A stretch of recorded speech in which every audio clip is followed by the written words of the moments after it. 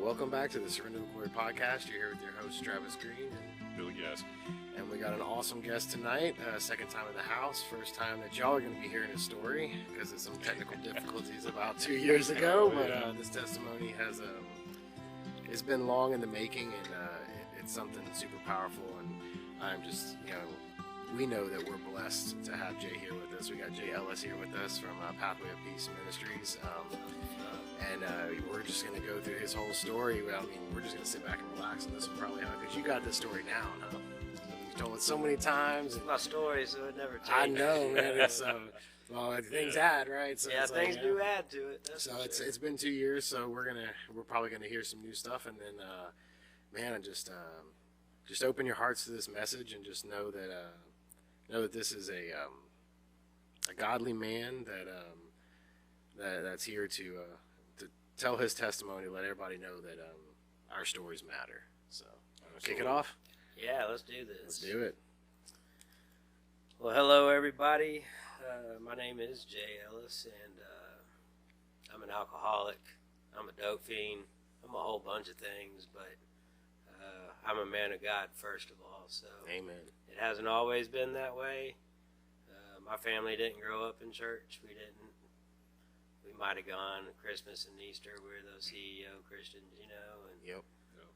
it was kind of like that. I knew about Jesus from TV, like all the Easter shows. Charlton Heston. Yeah, all that stuff. But I didn't know the Bible. I didn't understand the gospel and stuff like that. And I had a great childhood. Grew up here in Friendswood, off Blackhawk, and had a good childhood, man. Everything changed when I was 8. Got the juvenile diabetes, and that's what started my I feel different than everybody attitude, because I had to take shots and blood tests, and back in the mid-'80s, there weren't a lot of people doing that. It wasn't as rampant as it is now, and heck, they didn't even have blood test meters and stuff back then. It was a completely different animal, and so it was just different. And from that point forward, really, it made sports different, because my blood sugar would get low, and I'd have to go sit on the sideline and feel faint. Yeah, and all that kind of stuff. So it was just weird, Yeah. I had to grow up fast. I remember being in the hospital and them walking in, and they're like, "We're going to teach you to give yourself a shot. Do you want to learn how to do it, or do you want your dad to do it?" And I was looking at my dad, and I was like, "Oh, hell no, I want to be able to do this, And how old were you? I was 8. 8 years old. I was like, I don't want my dad poking me with no needles. I want to do it. Oh, man. So I learned to do it then, and been doing it ever since, It's been 38 years of diabetes now. And but childhood was childhood, with or without diabetes. It was all your normal stuff, But 7th grade, things changed for me. You just didn't get a deeper voice? I already had that 7th grade. I was older than everybody. I had to enter kindergarten late because of my birthday. Then I got held back in 3rd grade because of my diabetes. I missed 3 months of school when I was in the hospital for it. And so I was 2 years behind everybody, so I was older than everybody in my class. And heck, I had my license in junior high. I just couldn't drive to junior high. And but in 7th grade, that's when my brother, he's not really my brother, he grew up 3 houses down, but we've known each other since diapers. Me, him, and 2 other guys I call my brothers. We've all known each other since diapers, and we're all still good friends today. That's so awesome. It's call each other brothers. We do holidays together and everything else. But him and a friend of mine, Isaac, were in the bathroom, and they were like, "Hey man, put this on your tongue. It'll make you make you feel funny, dude. It was just a piece of paper. I was like, man, these fools trying to make me look like an idiot, you know? I was like, it's not going to do nothing. They just want to see if I'll act stupid or not. And I was like, all right, dude. So I put it in my mouth and sucked on it for a minute, swallowed it, and we were watching Roots in history class. And Oh, in school. I remember throwing up a paper ball in the sky, and it looked like it just stayed there, and I was staring at it. It hit me in the face, and I kind of freaked out a little bit. I was like, what's going on? And everything started getting weird on me, and I was like, I got to go back to the bathroom. And the coach at the time was like, nah, you just went. You can't go back. And I was like, I got to go, and I just got up and left. And everything got super crazy. It was my first LSD trip, and it was a wild one. In the junior high bathroom? Yeah, and I just ended up roaming the halls, got in a fight in boys' sports, and thought I lost my arm, and was screaming at everybody to find my arm, and it was just weird. And 7th grade, too. 7th grade, I was 14, and you know, it was one of those things where I was scared in the moment, but I loved it because I wasn't diabetic no more, you know? I wasn't anything anymore. It's free. I was just, this is awesome. And so it became a pretty familiar thing from that point forward. Pretty often we started doing it. And it wasn't real long after that it was that and weed, and it took a whole year before I took my first drink. I was busy eating LSD and smoking weed before I did alcohol. The first time I drank alcohol, I was 15, and do y'all remember X's, that club for teens? Yeah, oh yeah. My cousin was taking me there, and I drank a whole bottle of Mad Dog before we got there. Yeah, you got to have that for your first drink. Absolutely. You know? I mean, that's everybody's intro. That's your introduction to alcohol. That or Natty Light. Yeah, all the great stuff. Boom. And I got hit by a car in the parking lot, and it like smashed my face in the windshield, and I was all bloody and everything. And my cousin was like, "We've got to go." I was like, "We just got here. Let's go inside." You know, I wanted to go party at that point. You know, I should have realized that's what alcohol was going to do to me from that point forward, because it never got better from that point. And you know, so I learned early on in my dope game that selling it's the way to go, because Using it. you can use it a whole lot more, you know, Yeah. and you can make money on top of it. So Yep. I started selling at 15. Met a guy that had sheets of acid, and I would get them from him, sell them, eat them, stay high all the time, and make money to pay it back. I never really made money to make money. Right? It was Just get more. make money so I could eat more. But here's the thing too. Like, this isn't Compton. Yeah. This is Friendswood. Yeah. What, There's a lot of dope fiends in I Friendswood. know, and you're looking what it was voted like the safest place to live in 1995 or something like that, cleanest city, all that. And like, this is every neighborhood. It's people think, oh, it has to be a shady neighborhood. Yeah. No. No. We were hitting it hard here in Friendswood, and I remember when I was selling weed, I was mixing crack in my weed and rolling sweets and selling sweets that way, so people would come back real fast, and Oh wow. they were coming back real quick. You know, I was making a lot of money doing that, and I had Friendswood sold up, Friendswood and Clear Lake. It was but that's the way high school was, you know. It was. I never really got in trouble in high school. I got in a lot of fights. I mean, I went to 9 different high schools because I got in fights everywhere I went. I love boxing. I was a boxer. I love beating on people. That That was my first love. Was hurting people. I was good at it, and I was bullied a lot because I was the little fat kid all growing up. My dad always told me, somebody calls you fat, you punch them straight in their mouth, and they won't call you fat no more. And I was like, okay. And I remember the first time I did that. Well, in kindergarten, I threw a desk at somebody because they called me fat. I got suspended in kindergarten. First grade was the first time I threw a punch at somebody, and I realized I was good at it, you know. And so I protected myself, and I protected other kids that got bullied all the time. I never really just sought out fights until later on when people started seeking me out because reputation. Yeah, once you get known as a fighter, everybody wants to fight you. And I wasn't big. I was a little guy, so it was like some little guys just gotta be talking crap because there ain't no way he can do what he says he does.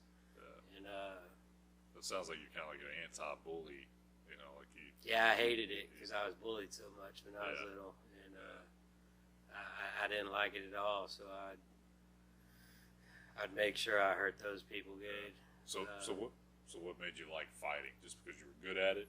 I was good at it, and just the adrenaline. You start going, and that's why I've trained. Like when you get there's nothing like a sparring day when you get hit and you're just like, yeah, okay, and people that don't do it are like, you're sick, or this is like, you don't understand unless you're in it, and if you are good at it, and it's not just, hey, I'm trying to beat somebody up, and it's like, okay, I know this guy's good, so let's see where I stack up. And so a lot of that was my big thing when I started fighting, like outside. Like I started fighting people for money and stuff.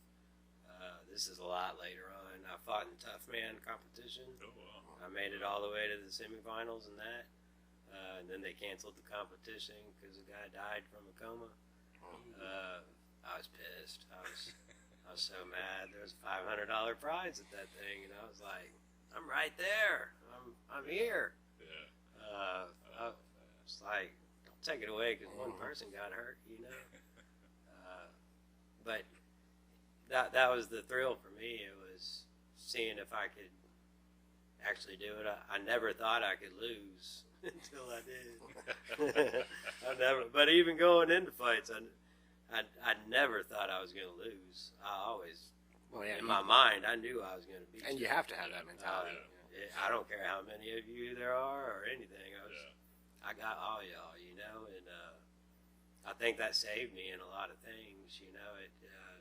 Especially as I get into my story, the career I ended up in.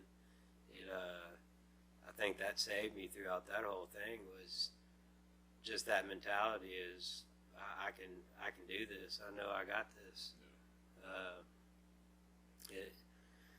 But in high school, it was all fun, you know. It's just let's do it, you know. No concept. You're a kid. I mean, you're invincible. Let's get drunk and fight, you know. It was that type of mentality, and there were no consequences. I didn't start getting aggravated assaults till after high school. I say that. I ripped a guy's ear off when I was a freshman in high school. I ripped his ear off because he stabbed me in the arm. This was a fight when, and that was before I was a freshman because I couldn't even drive yet. Because it was when the Dollar Cinema first opened. It was behind that. Got in a fight with all these Mexican guys, and one of them pulled out a knife and tried to stick me. I got my arm in the way, and it went through my arm. It was sticking out of the other side of my arm, and I remember just grabbing him, and I ripped his ear off and threw it as far as I could so nobody could find it. And that stopped the fight, though, because he was screaming loud, man.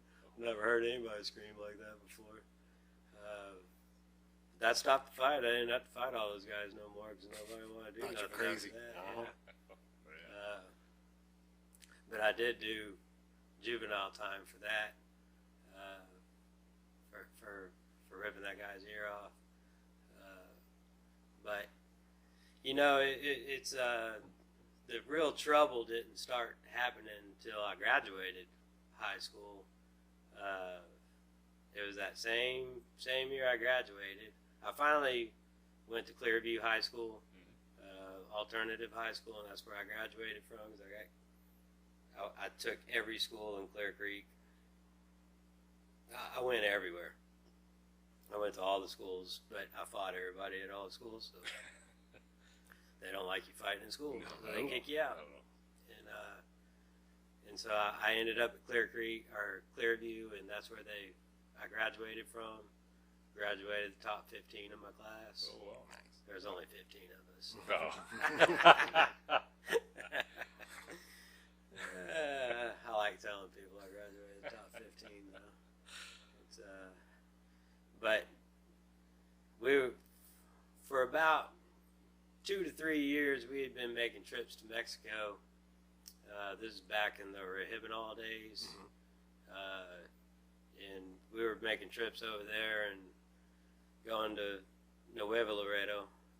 And we had a doctor that we always met with, and we'd pick up 5,000 to 10,000 pills at 4 cents a pill, bring them all back over here, sell them for $3 a pill.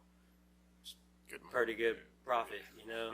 As a high school, I told my parents I was delivering pizzas. That's where I got all my money from. I always kept jobs, but I'd pay people to work my shifts because it showed where I was making my money. I was taught that early on in my drug career. Interesting. Always have a job so that you can say where you're getting your money from. You don't have to work it. You can pay people to work your shifts, but be on a payroll somewhere. Yeah. And so I always had that. But this particular time, it was 96. I don't know what month it was. I can't even remember. I was a little woozy at the time. We took our normal trip down there as me and 2 other guys, and we didn't get to see our normal doc that we saw. He wasn't there, so we chose to go to somebody else, which was a mistake, because when we were going back across, I ended up getting asked. I volunteered to walk across with it all this time. I had 5,500 pills on me, strapped to my legs, and we go walking back across. They immediately say, "We need you to step in here." It was a U.S. Border Patrol sting operation, but the Mexican side got me before the U.S. side could. So I ended up in a Mexican prison, and I was 19. 19 years old in a Mexican prison, and Mexico's different than U.S. prison. You know, U.S. you have rights, and you have phone calls, and you have food, you have a bed, you have all that. In Mexico, if you want anything in prison, you have to pay for it. Food, anything. They don't have phone calls. You're not calling nobody. Nobody speaks English. So it was a little village inside looked like 30 foot tall. I mean, it was a tall cement wall around this whole village. And the front's wide open. I mean, if you want to try to run, you can run, but there's guys on top of that open door ready to spray you down. So it was, but don't think I didn't think about it. You know, I was sitting there, I wonder if I can outrun that, you know. I was like, Jay, you ain't outrun nothing in your life. There's no way you're doing this. Not gonna happen. Yeah, it don't happen. I didn't even run from cops. I ain't running from no bullet. And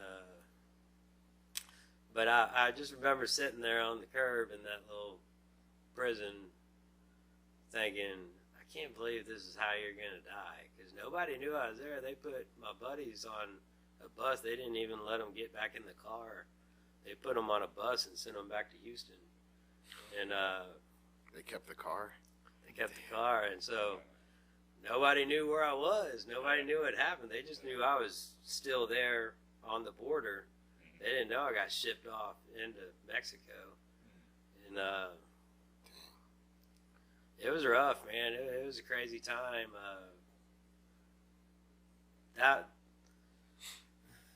was the only time I really didn't think I was going to make it, because I didn't know what to expect, you know. I wasn't getting my insulin. I only ended up being on that side for 3 weeks before they put me on the U.S. side. The U.S. Border Patrol came and got me because it was their sting operation, thank God. Or else I would have died over there, because I went into a coma, a diabetic coma. So I was in a diabetic coma when they came and got me. Did they figure out why you were in the coma or anything? Oh, yeah. I mean, I woke up in the med ward on the U.S. side, handcuffed to a bed. And so now I'm handcuffed to a bed, waking up, going, where am I? What's going on? You know? So, like, when you went into a coma on the Mexican side, yeah. Do you think they called the Border Patrol and said, "Come get him. We don't want a U.S. citizen"? Oh, no, they don't care. So they were just it was just like dumb luck that they came over at that right yeah, time. Oh, I mean, my gosh. It was all because it was their sting operation that they came and got me, because they wanted the money from that. Yeah. So that was the first time I've like really been in trouble, though. So I only got probation for it. That was hard to explain to my parents why I got to go to Laredo, Texas to do a arraignment, you know. Long distance pizza delivery. Yeah. And did you tell them, or did you try to hide it? No, I told them. Told them that's what I was doing and everything else. And so the crap hit the fan there, you know. And that was the first time they knew I was like really into that. I was always good at hiding my drug use, because I could blame it on my diabetes. If I lost a lot of weight, or if I gained a lot of weight. If you suddenly blacked out. If I looked sick, or if I was just talking goofy, my blood sugar's low. Whatever it is, I blamed it on my sugar. So I always had a way out, and I used it all the time, you know. So and they never questioned. I mean, they say they were ignorant the whole time. I was like, no, you didn't know any better. I mean, yeah. I mean, how are you supposed to know if you don't know any better? And but when I got put on that probation, it was federal probation, because now I got an international trafficking charge. So that doesn't go over well on background checks. So I had to take 3 piss tests a week. A week for my probation. And I'm sitting there thinking, I'm a dope fiend, you know. I like eating acid. I like doing cocaine. I like eating ecstasy. I mean, I was doing all this stuff at that time. It was ecstasy, acid, cocaine, repeat, and weed, and a drink here and there. You know, it was just. So now I can't do any of that, because that's not out of your system quick enough. And I'm like, what am I going to do? I can't be sober. Not realizing I'm an addict. I just knew I couldn't be me. So I started drinking like a fish, you know. I'd go in, do my UA, come out and start drinking. And then a 3-year time span in that area, I picked up 4 DWIs, because my drinking got so bad. I mean, I was drinking a gallon of Crown every single day. Oh my gosh. But I was already off the I only had 2 years probation, so I was already off the major stuff of that. Well, I say I got probation for each DWI, so it just kept prolonging and prolonging and prolonging. I spent from 19 to 35 on probation. Wow. That's how long I was on probation. And it originally was how long of a probation? 2 years. 2 years. So what? I mean, I'm just kind of thinking as you say that the DWIs. Did the laws change, or what's the like? Isn't it so many you get put in prison? Yeah, after 3 now it's a Is it felony. after 3 now? Okay. Oh, it was that way then. Oh, was it Yeah, that way still then? is. Wow. You gotta have good attorneys for all this stuff. Yeah, he got some really good attorneys. I got really good attorneys. They cost a lot of money, but they're good. You know, it was. It's one of those things. It's I don't know. Through that whole progression of things, from 19 to 29, I ran into a guy at a bar. This is when I was 19. Shortly after I got put on that probation, I ran into this guy at this bar, and it was the Doghouse Tavern. I remember that name because it's going to come up later in this story. And this guy talked funny. He had a funny accent, and he was dressed to a T and everything else. And we were sitting next to each other, and I was just kind of laughing at him, you know. And he was all, "What do you laugh at?" I was like, "Just you, man." I was like, "Your whole presence is just funny to me. I just don't." Just foreign for where you're Yeah, from. I was like, I just didn't don't fit get in. it, you know. It's just funny to me. And he's like, and here I am, shaved head, long goatee, white T-shirt, docks, and pants. And he's like, "You have the nerve to laugh at me, and you're dressed like that." And I was like, "All right, you got a point. You got a point." And so we start talking, you know. And he's like, "What do you do?" I was like, "I just take care of things." And he's like, "What kind of things?" I was like, "Just things, man." And I didn't want to divulge my business and nothing. I don't know who this guy is. And You already been popped in one sting. yeah, You don't need don't to- want to get popped. And I've learned my lesson on some Real things. I've never been back to Mexico, by the way. But there was this guy that was messing with him. This big guy starts jacking with him, and he was all, hey, we don't need no trouble here. You just need to go sit down so that nobody gets hurt here, and this and that." And just kind of blew him off and this and that. And the guy kept coming over and everything else. And I was getting tired of it. And I was like, "You want to see what kind of things I take care of?" And he was like, "Yeah." I was like, "All right." And I just grabbed my beer mug and smacked the dude in the face with it. And he dropped, and I grabbed the bar stool and just beat him to death with the bar stool. And so remember that story because it's going to come back up. Yeah. But this guy is like, "Hey, let's go somewhere else." And he's like, "Drinks are on me." I was like, "Okay." And so we started hanging out. We hung out all night. And we exchanged numbers, and he got to know me. And about 9 months to a year into it, he asked if I wanted to start working for him, working with him. Yeah. And I was like, "Well, what do you do?" He's like, "I take care of things." Touche. I was like, "Well, what kind of things do you take care of?" "You know what kind of things I take care of." And he ended up inviting me to, I'm not going to name the place, but invited me to this place in Houston, and they own it, so they had it to themselves that night, and it ended up being the 5 head bosses of this organization. That's a worldwide organization, and organized crime. And I walk in, I see them all sitting there, and realize we're the only ones in there, and it's like a movie, you know. So I'm like looking around, like, "Am I about to get taken out here? This don't seem right, you know. This just seems odd. I'm getting kind of weary here."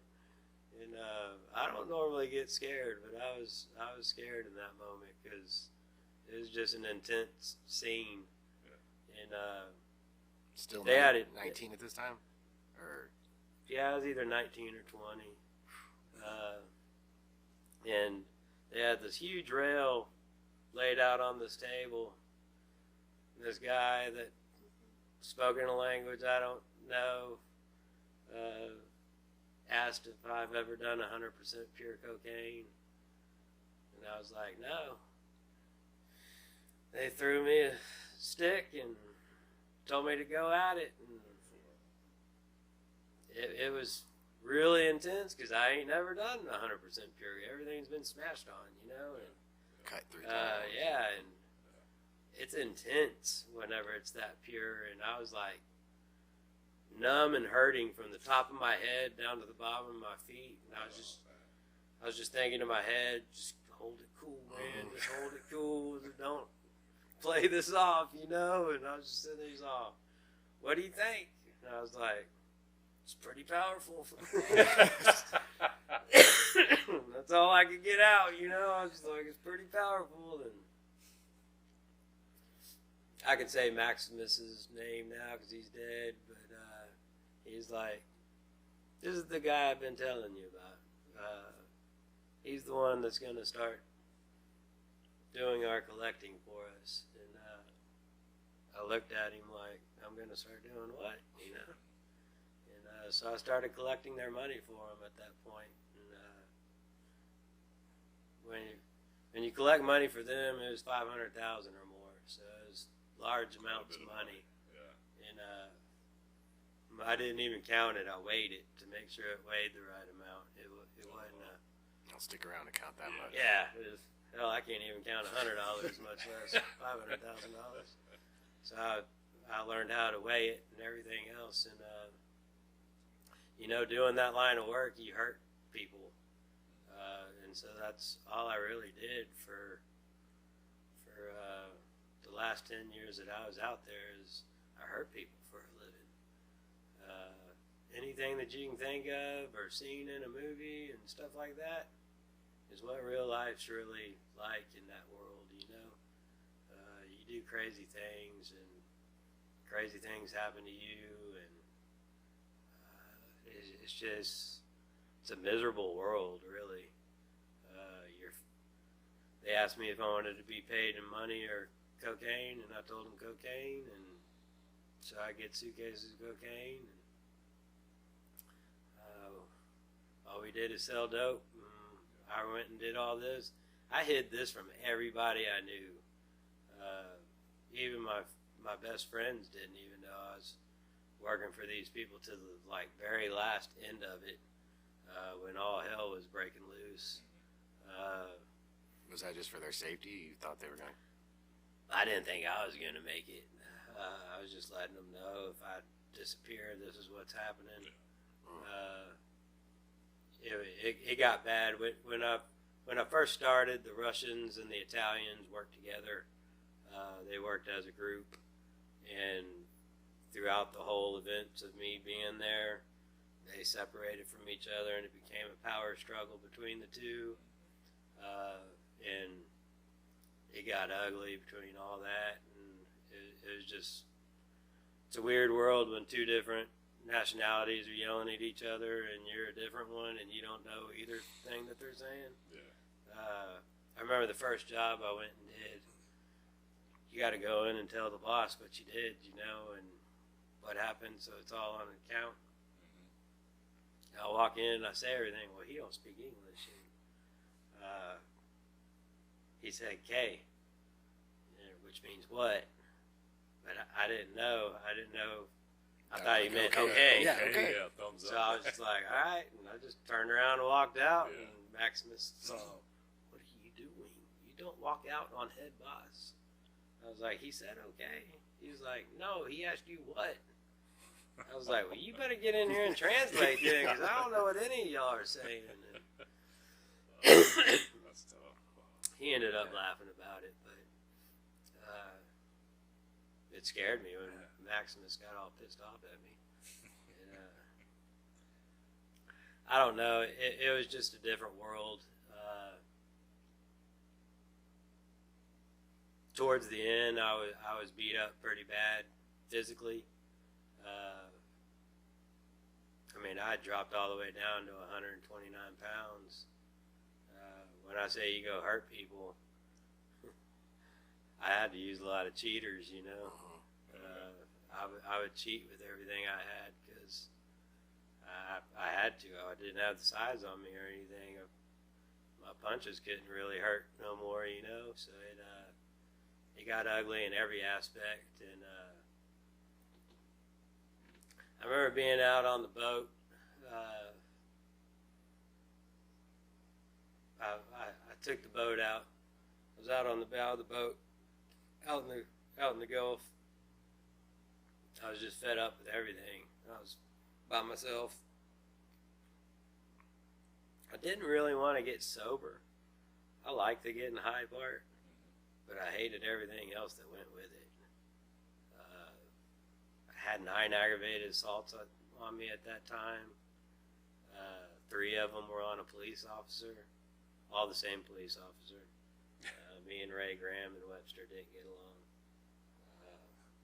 So I will say his name, Ray Graham. Don't ever run into him at Webster because he will fight you. So it was just one of those things. It just never stopped. And I wanted that aspect of my life to stop. And so, I had gotten the 4 DWIs, or I had 3 at that time. 3 DWIs,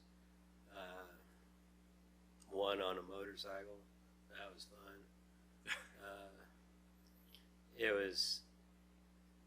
I remember being out on the bow of that boat, and I cried out to a God I didn't even know, and I said, God, if you're real, fix me or kill me, because I'm tired of being me. And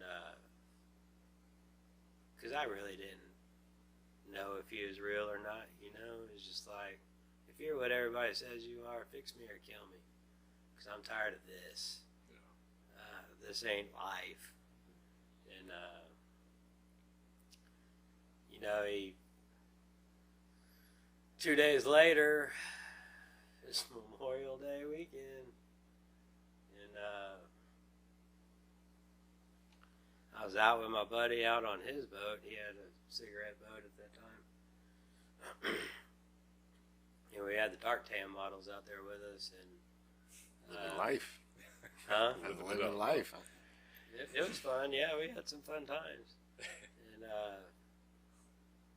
I was up for about 3 weeks at that time.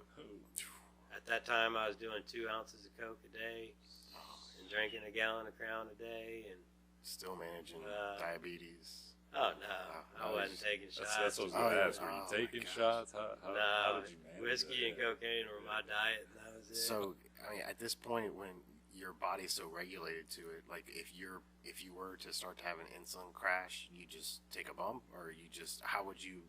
I would never. It would never come down because I didn't take my shots and stuff.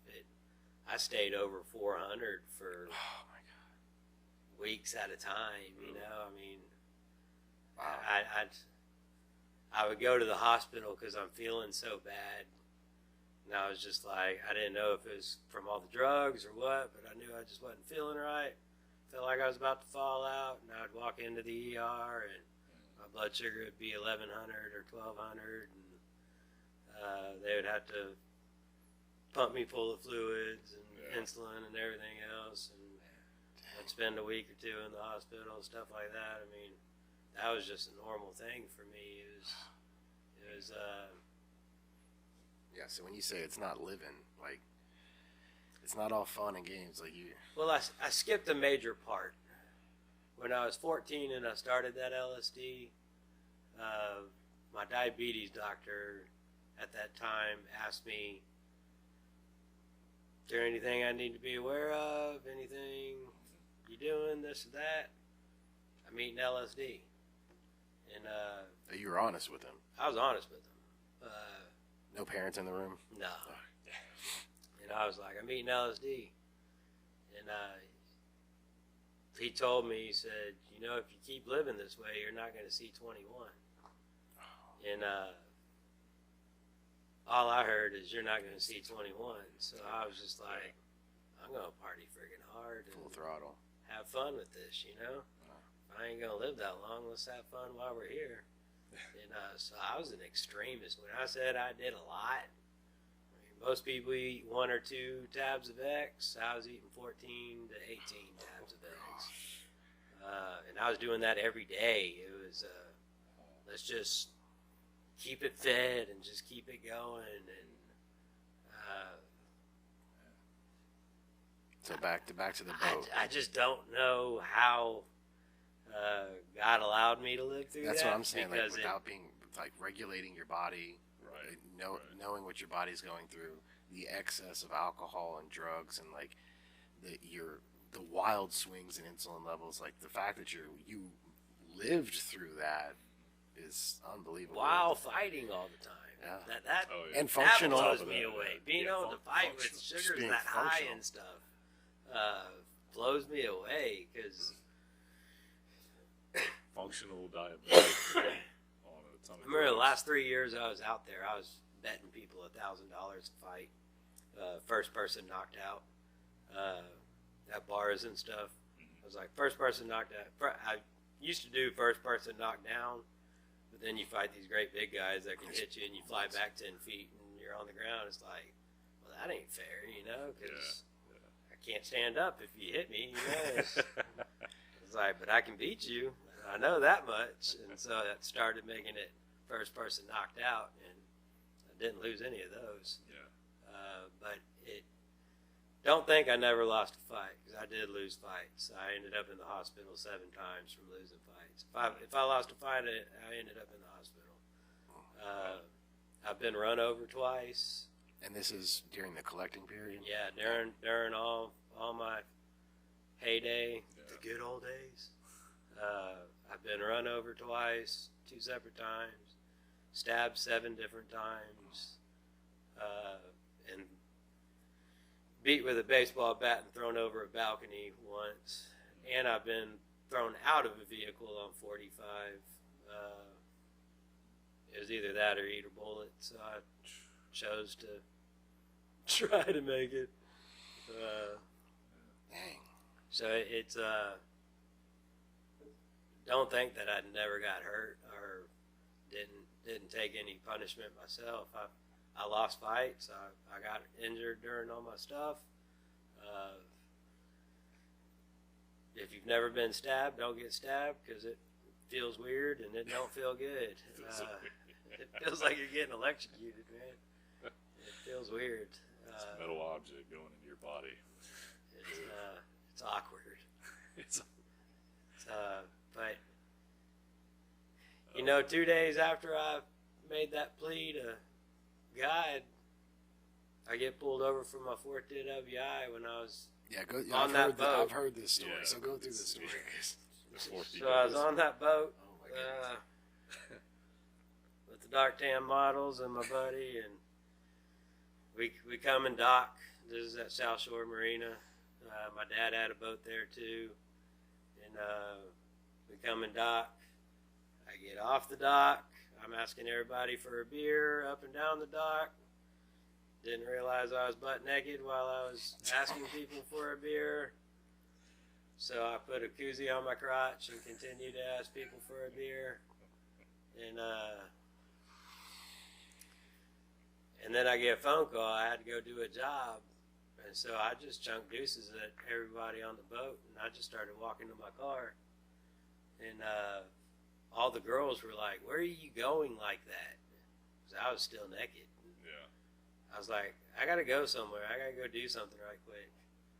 And they were like, "You can't leave like that." They brought a grass skirt and wrapped it around me and tied it on me. That's what I was saying. Hula It's like skirt? you walk from the dock to the parking lot. Yeah. Yeah. And so, well, this is in the parking lot. They're wrapping the grass skirt oh, around me. Oh my goodness. And so now I'm going to do a job. I got 2 pistols in my lap and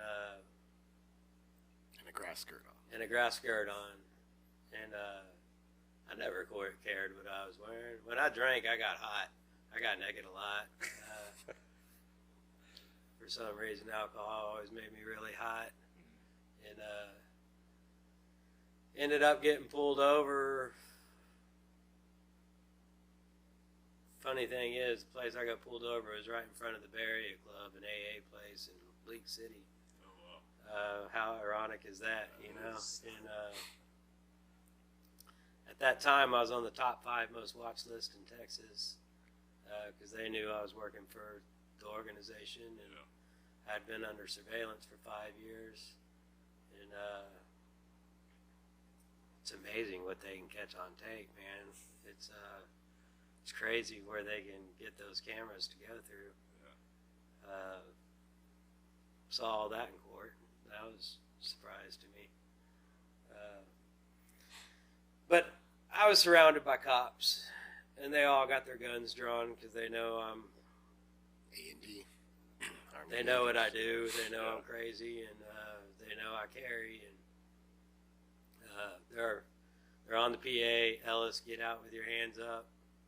So I put the guns on top of the roof from outside the window, and I start getting out of the car door, and the car went by, and the grass skirt went up, and I started shaking my junk at them, and they were like, "Put your hands down, put your hands down." I was like, "Make up your mind, make up your mind."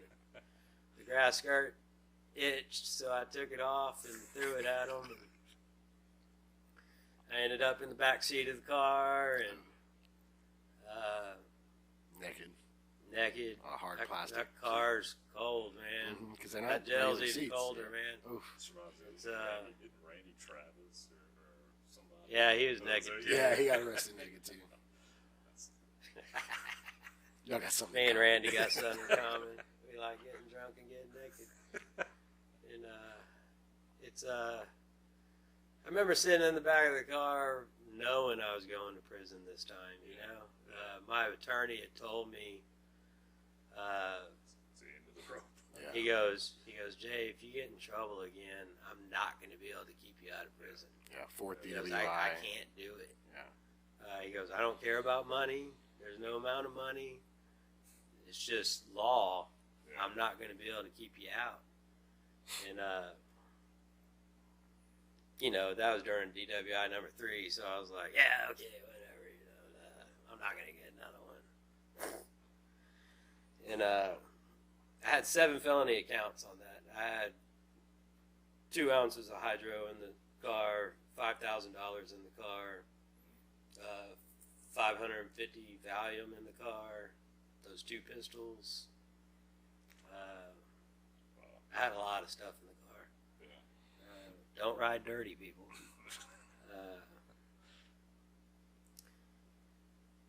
I don't know, when you reach certain limits in your crime, you feel like you're unstoppable. You feel like even if the law does touch you, that you're protected through it.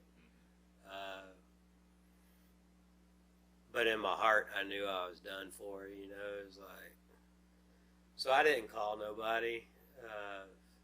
It's funny because the guy that's coming to my ministry right now,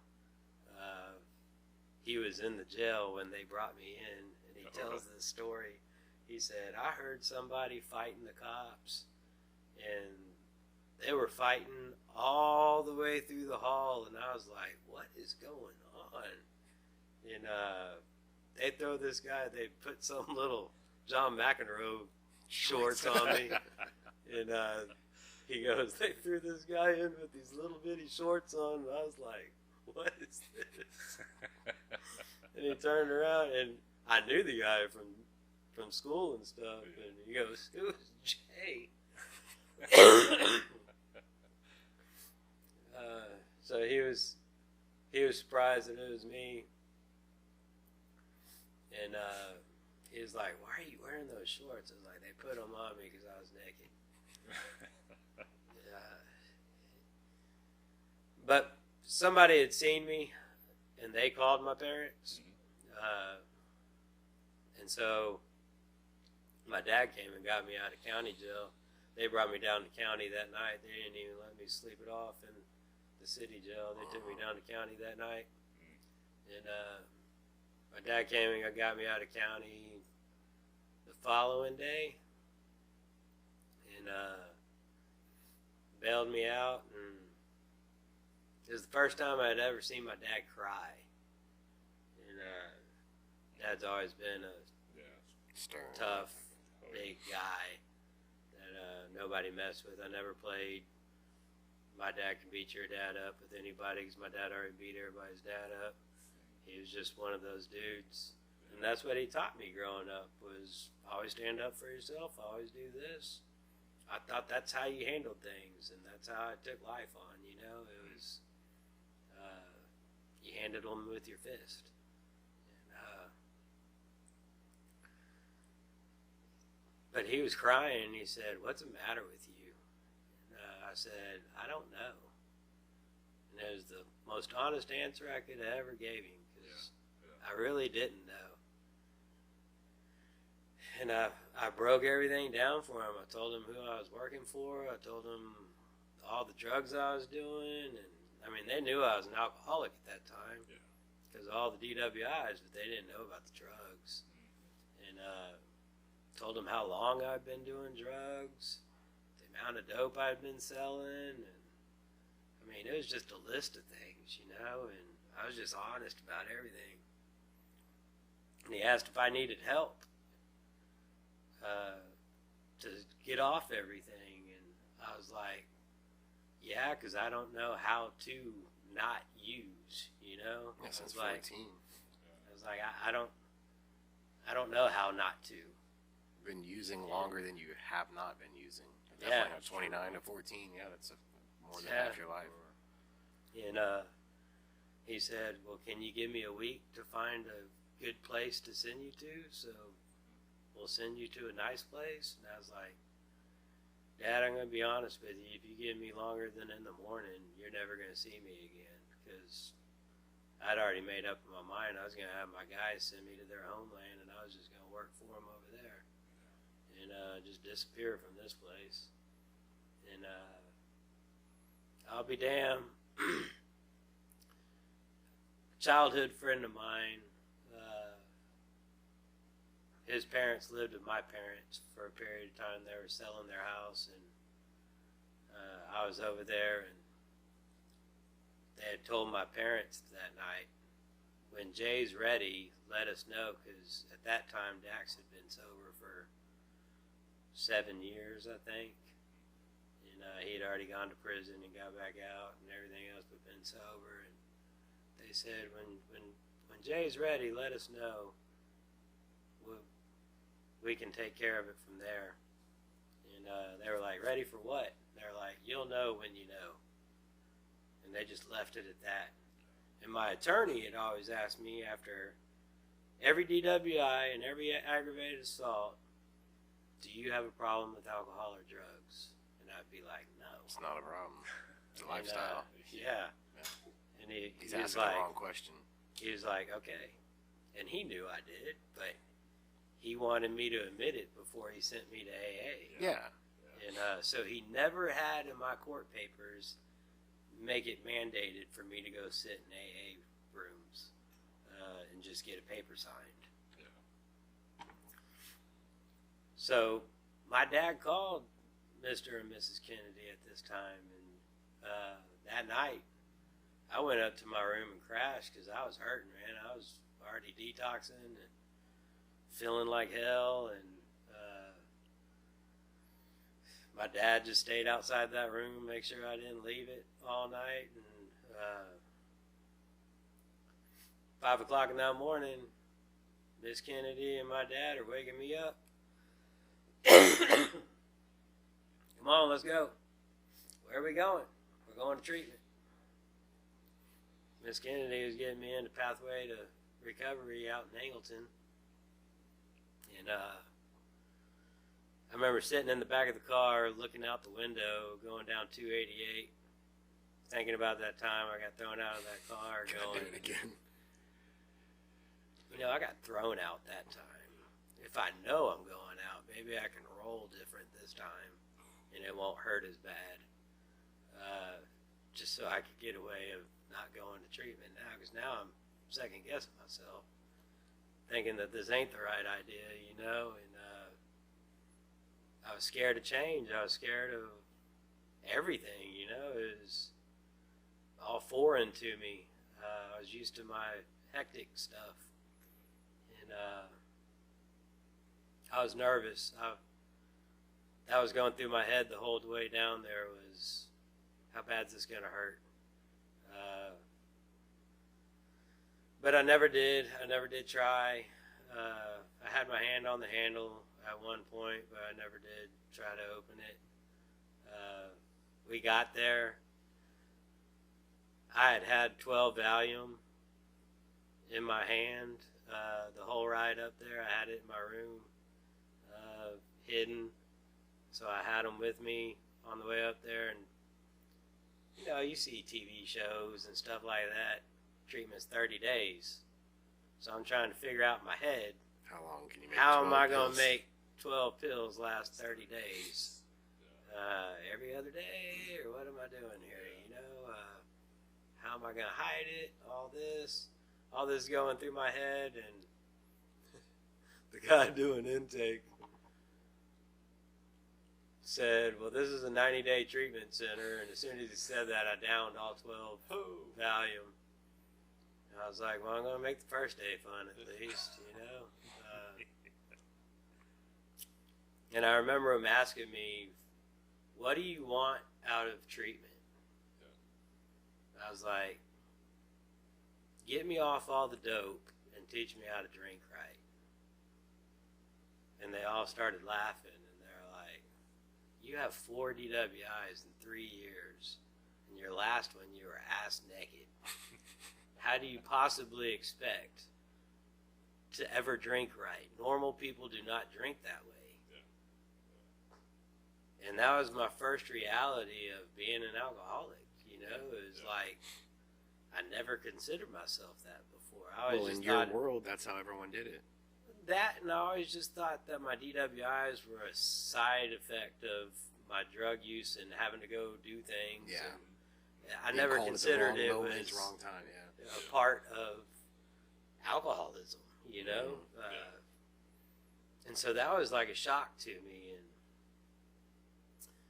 so I'm trying to get adjusted that first day in there, and I see the 12 steps of Alcoholics Anonymous up on the wall, and all I saw was God all over it. And I thought I got tricked into some church thing, and I was pissed. I was like, I said, GD, no, real loud. And this kid walked up, and he's like, God doesn't need a damn, he can walk on water.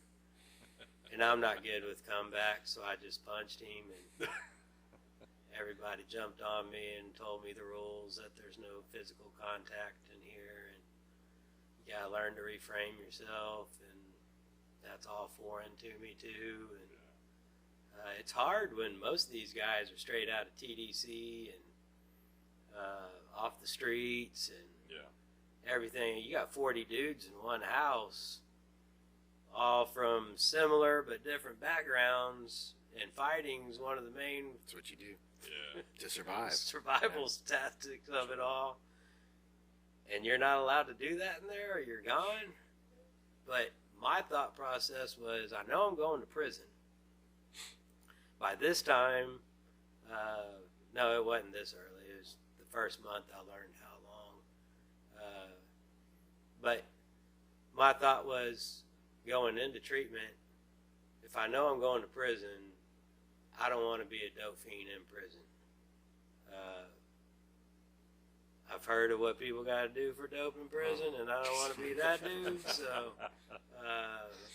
let me learn how to stay sober, so I ain't got to be that person. And so I wanted treatment at that time, and the first 3 weeks were hell in there. I detoxed really hard, not just from, I thought it was all from the cocaine, you know, the amounts of cocaine, because I was doing so much. Your liver and the alcohol. It was the alcohol. When I finally asked them that a couple months into it, why my detox was so hard, they're like, all that alcohol, you were drinking a gallon of whiskey a day. You coming off that really tears up your body, and being diabetic on top of that. This place didn't have a doctor or anything like that in there. It wasn't a medical detox. I laid on a bathroom floor and they hosed me off, and I crap, pissed, and threw up on myself for 3 weeks and just shook. And all my skin flaked off and everything else. It was crazy. And all they did is shoot me with insulin, take my blood test once in a while, gave me Pedialyte, and hosed me off and left me there. And it was terrible. I mean, I was their first diabetic to come through there. I'm glad they let me stay. I ended up being house manager in there. They told me I had an anger issue that we needed to address, and I was like, "What do you mean I got an anger issue?" You know. And being house manager is like being the dope man with no dope, because everybody comes to you for stuff, but you ain't got nothing to give them. It's just like. So describe that process. So you finished your treatment. No. I'm still in treatment. Okay, so how did you get to be house manager while still going through? You're not really a manager per se, okay. But you're like a trustee in the prison. The medium person that goes to the counselors and stuff whenever Gotcha. somebody wants something, or like everybody has to come to you and you got to relay everything. So it gives you some responsibility. Yeah, they want to give you responsibility. They want to see how you react to everybody, and that was their big reason for making me do it. Because I was not good at it when I first started. I was grabbing people by the throat and slinging people around and everything else. And they're like, "Hey, you can't do this." And it was really rough and crazy at the beginning. I wasn't real good at it, you know. I didn't like it at all. But I was also working through the steps. The steps are an amazing process. The 12 steps of Alcoholics Anonymous. I tell everybody, I thank God for bringing me to AA to bring me to God. Because the whole background of the 12 steps are scriptural based, and they're all pointing you to teach you how to have a relationship with God. That's all it's doing. Not drinking and using is a side effect of the relationship with God. So that's the whole reason why you go through the steps, but they're hard, man. It's hard to look at yourself. It's hard to admit you're powerless and your life is becoming manageable. For me, the third step, turning your will and your life over to the care of God as you understand Him. That was hard for me because I didn't really understand God and I didn't trust Him with my life, you know. My sponsor had me write down on step 2.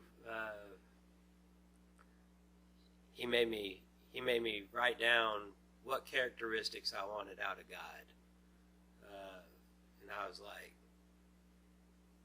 well, He's got to be funny, you know. I can't have some judgmental turd up there.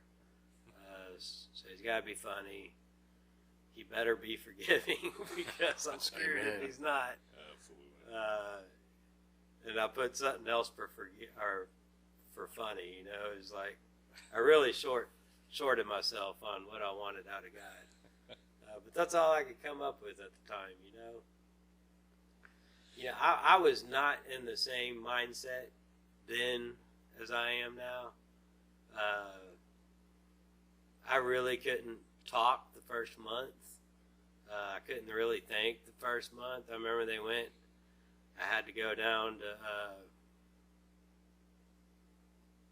I forget what it's called. It's something where they do all the tests on you to see where you are psychologically and everything else. And they labeled me a psychopath. I was classically labeled as a psychopath. And wow.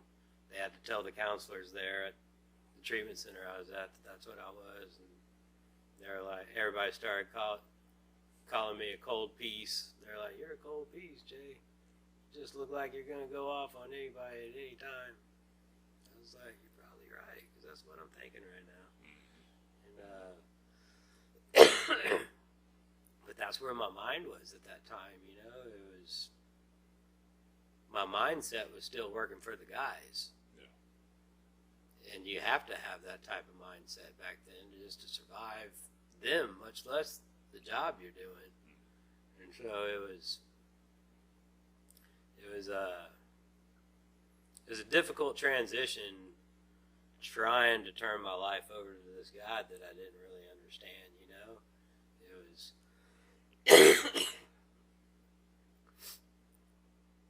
Remember the fourth step.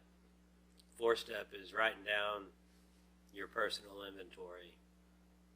All the things that you have harmed and that have harmed you. And there's like 4 columns to it, and it's what it is, like the police. That was one of my top ones. Why they fought me on every pullover and this and that. And third part, what did it affect? It affected my pocketbook. Other things, it affected my emotional state, it affected my relationships, it affected my whatever it might have affected, that's what the third column is. And then they got the secret fourth column that you got to do after you fill all that stuff out, because you're ready to get all that out, right? And then your sponsor comes and tells you, all right, there's a fourth column, now go write this one out, and it's what part did you play in it? Ooh. And it was like, do what? We don't want to skip that part, Yeah. And unless you were molested as a child or something as a child, pretty much everything that happens to you as an adult, you play some part in it, It's a choice. It might be subconsciously, or it might just be a pattern. Most of mine was all pattern. Selfishness, self-centeredness, lack of control.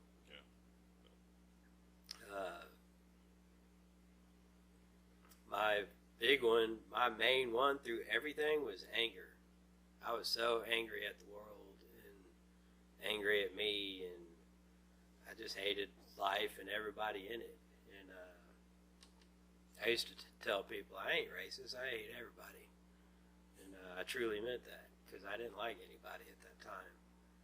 And it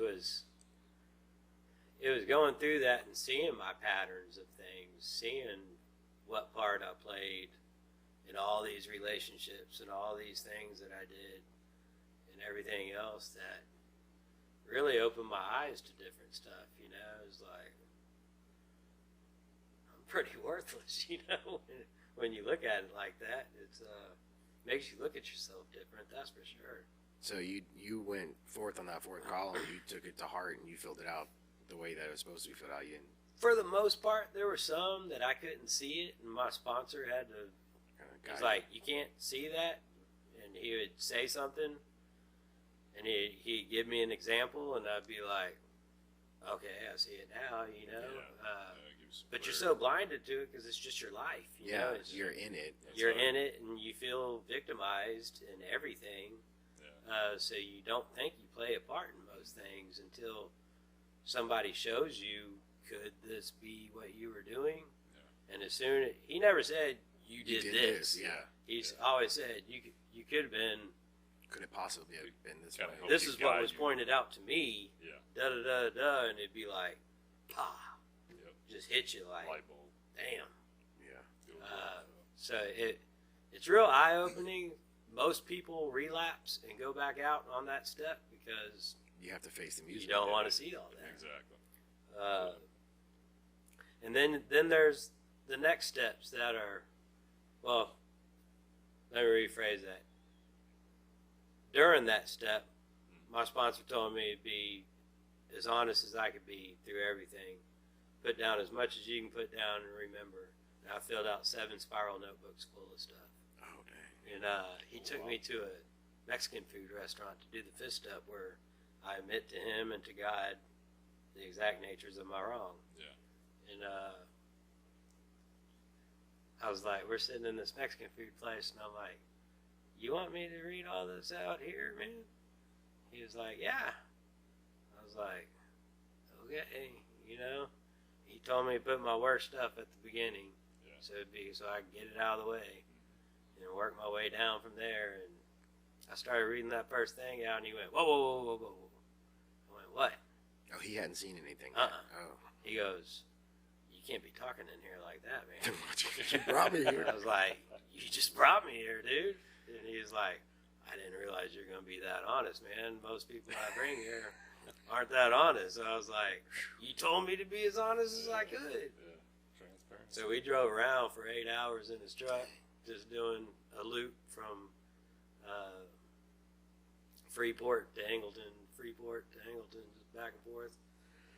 And he made me burn it all. Whenever most people keep it for the 8th and 9th step, he made me burn it all.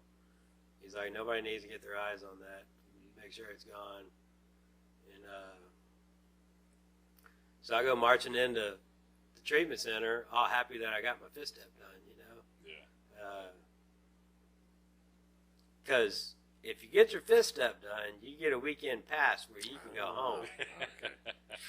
I never did get this pass. Yeah. I got that fifth step done, but They dangled that carrot, but they didn't give it to you. he goes, well, what step are you on? And I was like, well, I just finished 5, so I must be on 6, right? And he was like, well, did you take that hour? Because it says directly after doing your fifth step, go take an hour to yourself, pray to God that you make sure that you've uncovered everything, took all the books off the wall and everything else, you know. And he's like, did you do all that? And I was like, well, no.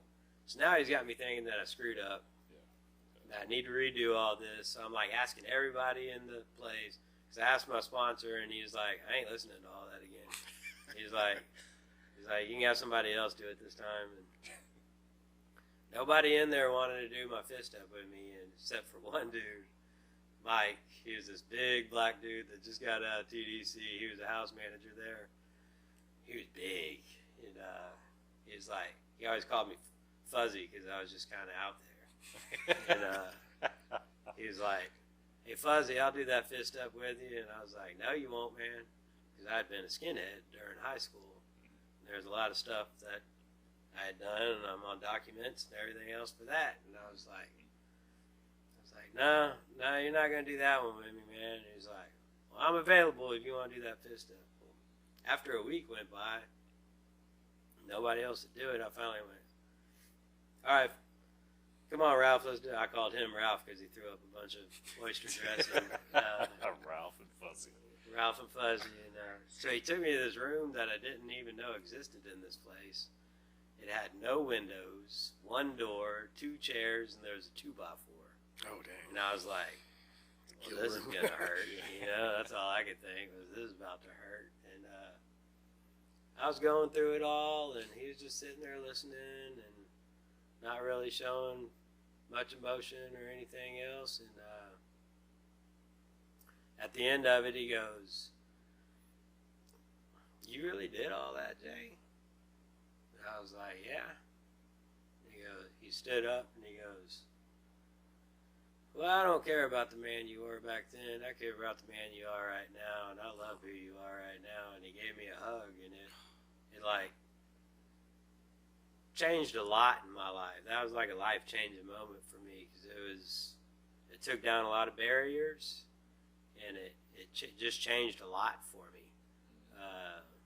Wow. To have somebody I didn't know for nothing say something like that to me just for me trying to change my life, you know? Yeah. So it was,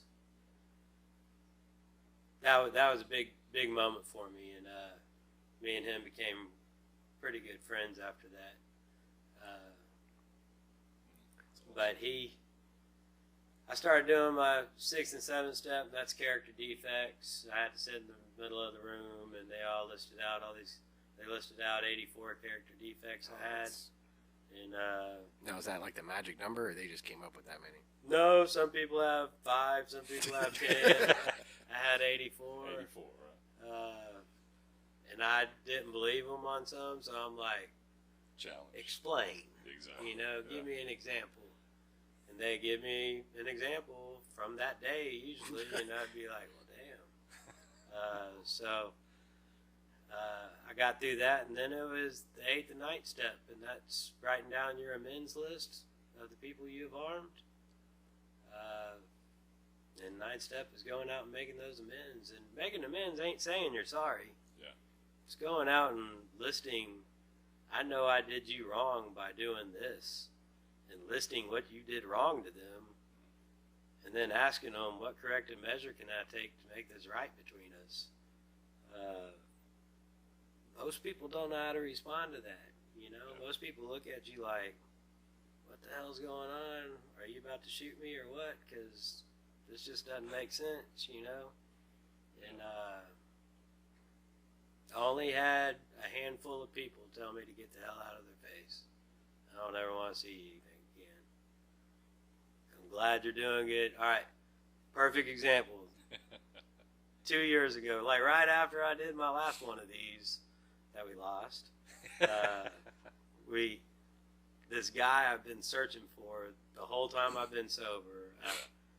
I was a freshman, he was a senior. I punched him, his nose went to his ear, and he had to have a plastic plate put in his face and everything else. And he was like made fun of the rest of high school and this and that, and it's just bad for him, real bad for him. And all I was doing is protecting my brother, because he fought my brother. I let him fight my brother, and then he started walking towards me. I was like, dude, I just watched you fight. You can't handle me. Just don't take any more steps, and I won't hit you, And he kept walking towards me. I was like, you take another step, I'm going to punch you. And took another step, so I punched him. And I saw him on Facebook. He responded to another friend of ours' post. And I was like, there's this dude, I can send him a message and make my amends, And I wrote up what I had wrote out to him. I wrote it 15, 16 years before. Yeah. Still had it, so I wrote it out to him. And took him like a week to respond. And he wrote, you don't owe me an apology. You did nothing wrong. Good luck on your sobriety or whatever the F you're doing. I don't want to effing know you. And that's all he put. Wow. I was like, okay, somebody still holds a resentment, but it's not me. But I cleaned up my side, But that's the thing with asking, or not asking for forgiveness, but just, saying you're sorry. Saying you're sorry is not going to someone and saying you're sorry and then looking at them and saying, you forgive me, right? You need to forgive me. Yeah. It's not about that. It's just saying, hey, I did this wrong. I'm coming to you. I'm telling you that I wronged you. I'm apologizing to you. And to be able to walk away even if they don't even acknowledge it, just know that you've done your part. You can't force them to do theirs. And that's the main thing. It's clearing your side of the street. Yeah. And letting people. I mean, it's hard for people to even listen to somebody acknowledge they're wrong, because they're having to relive it too. Yeah. And then they're also contemplating, oh damn, I should be doing this for everything I've done, and this is icky, and I don't want to do it. So it's very uncomfortable. Yeah, it's uncomfortable, and it's awkward. That's why I say most people don't know how to respond. Yeah. Most people are just like, I'm glad you're doing good, man. Don't let any of that stuff happen again. Yeah. Have So, you ever got someone that's like answered in a way that you wouldn't think was typical, whether it was good or bad? Like they prayed for you, or they were just like, I've never had any of them pray for me. Oh wow. No, I've had a couple just tell me, they answered like I answer. I don't want to hear you say it. I want to hear you see you do it. Actions Show it to me through your actions. I've had some of them say that. Did you invite them to please prove pathway? it to me through your actions. And I've had some. There was an instance. I remember early on in recovery, I told my mom, I was like, I forgot to mention this too. The first 3 years of my recovery, I haven't got to that point yet. Never mind. But I told my mom, if I ever tell you to leave, if we're ever out in public and I say just go, get out of there. I don't want you to see what happens. And we were in a grocery store one time, and this guy that my sponsor told me not to make an amends to, because one of us would end up dead. Was in there. I turned down an aisle and I went, "Mom, go," and she just took off. And he turned around and he reached for the back like he was pulling his gun, and I reached for my back, and I'm like, "What are you reaching for? You ain't got nothing, you know?" And all he did is go, "Jay, before you grab anything, I need to make an amends to you." And He's saying this? yeah, he's saying that. I went, Wow. "Are you in the program, man?" And he was all, "What are you talking about?" And I was like, "Nothing. Keep going, bro." And he just felt on his heart he needed to make it, that he was wrong for what went down. And really, he didn't have a part in it. I don't know why he felt that way, but in his heart, he felt that way. So we ended up making amends to each other in that process. But Wow. that was a weird moment. I thought I was getting shot in the grocery store. He would have been justified for it too. I wouldn't have held anything against him. But I don't know. It took me 4 years to get through all my amends. I had a lot. I had 19 graveside amends to make. Those were the roughest ones. Those took me the longest. I guess because I knew I couldn't get an answer.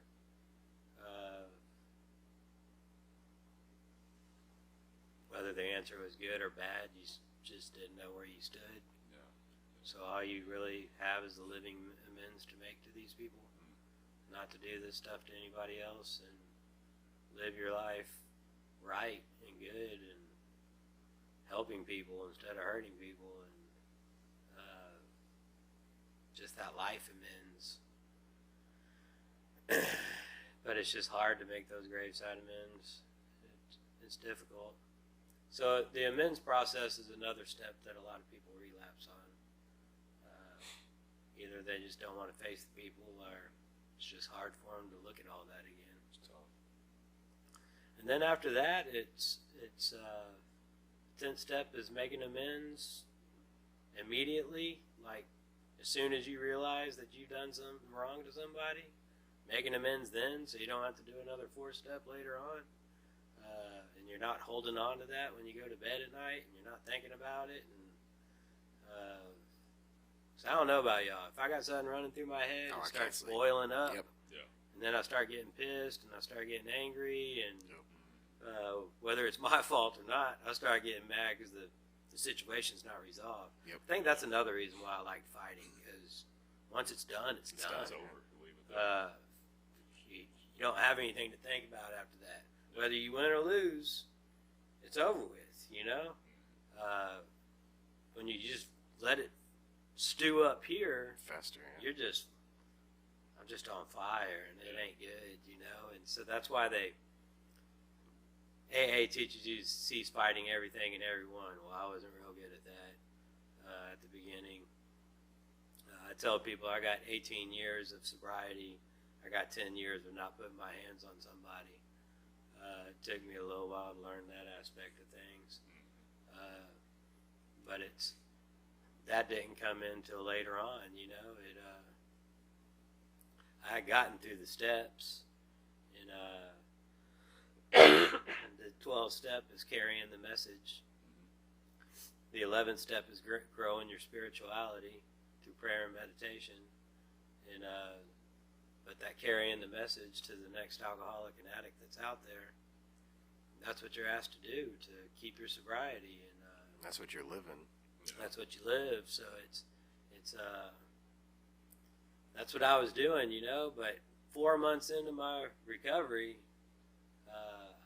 my retina's detached. I woke up blind in both eyes, and both my retinas are detached. So I spent the first 3 years of my recovery completely blind, and so I was learning how to live sober, and I was learning how to live blind.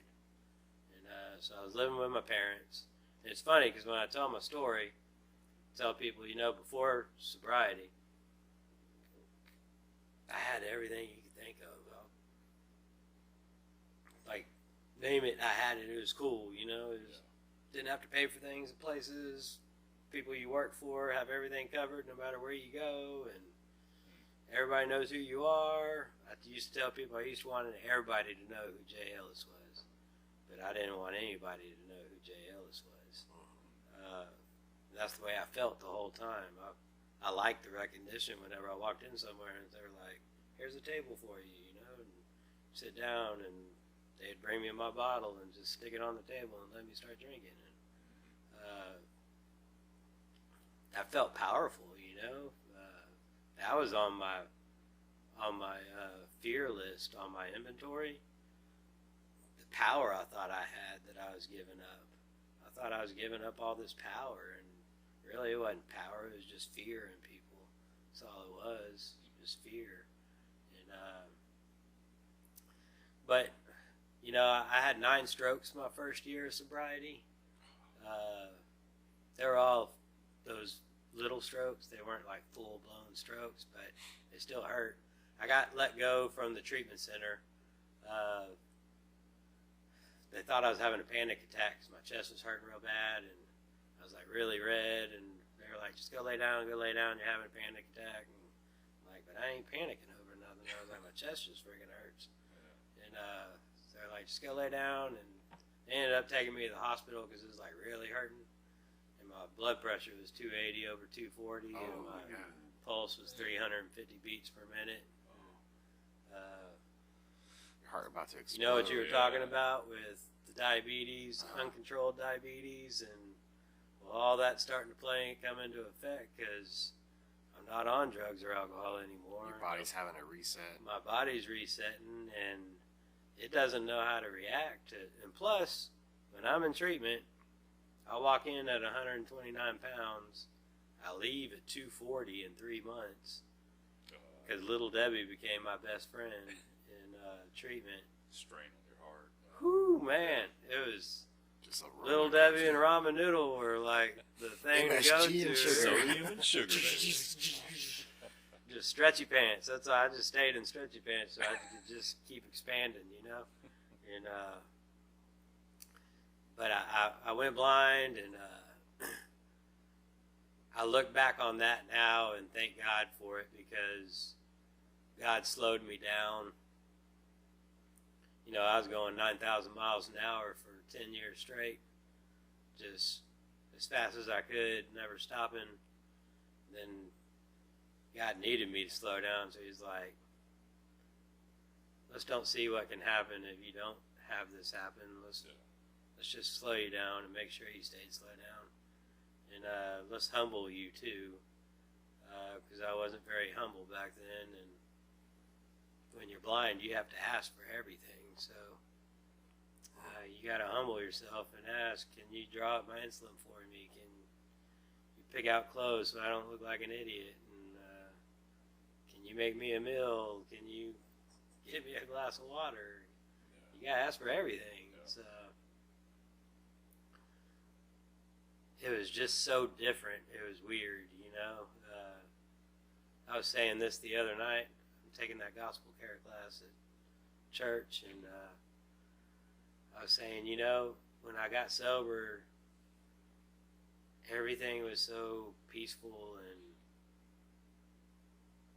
there was just serenity and peace, and everything was calm, and it scared the hell out of me. I was like, I didn't know how to handle it. Because I was so used to the chaos all the time. Everything was just so fast and chaotic and crazy, and now it's just slow, and you hear the birds chirping. Quiet, And I was just like, it's just weird. And they say in AA a lot, happy, joyous, and free. I was always like, what the hell is happy, joyous, and free? That sounds like some corny crap, you know? And I remember I was sitting in my lazy boy listening to the Bible. A friend of mine, she brought me the Bible on CD, and I was listening to it. And my brother had called me, and he just got done shooting a thing of dope, and he was all, "But just like 9,000 miles an hour on the phone, and then just hung up. And I was like, so this is what Happy Joy's is. I ain't that idiot anymore, you know? It's all making sense right now. And, you know, I ain't going to lie, those first few years were rough for me, health-wise. It hasn't gotten any easier. I got stage 3 kidney disease. My kidneys started failing. Left side of my heart's hardening. My GI tract doesn't work. It hardened.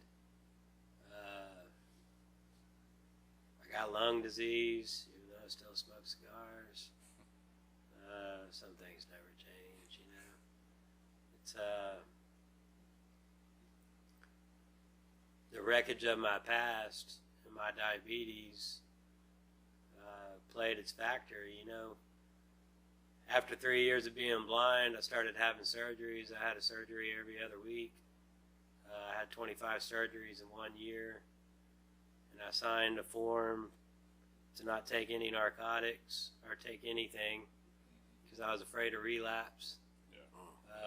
Because that's all I heard in the rooms of Alcoholics Anonymous was people got put in the hospital for a back injury or this or that, and got put on pills, and they relapsed. And I was like, my doctor was like, you realize you got to be awake during these surgeries, right? And I was like, yeah.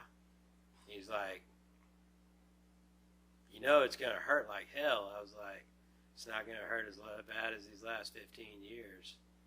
I was like, this is a short time of pain. I can handle that. It's like pain comes and goes. I don't want to go back to what I just came out of. And so he made me sign some forms, and they'd strap me to the table and give me something to bite on and cut away. And these were on your eyes? Yeah.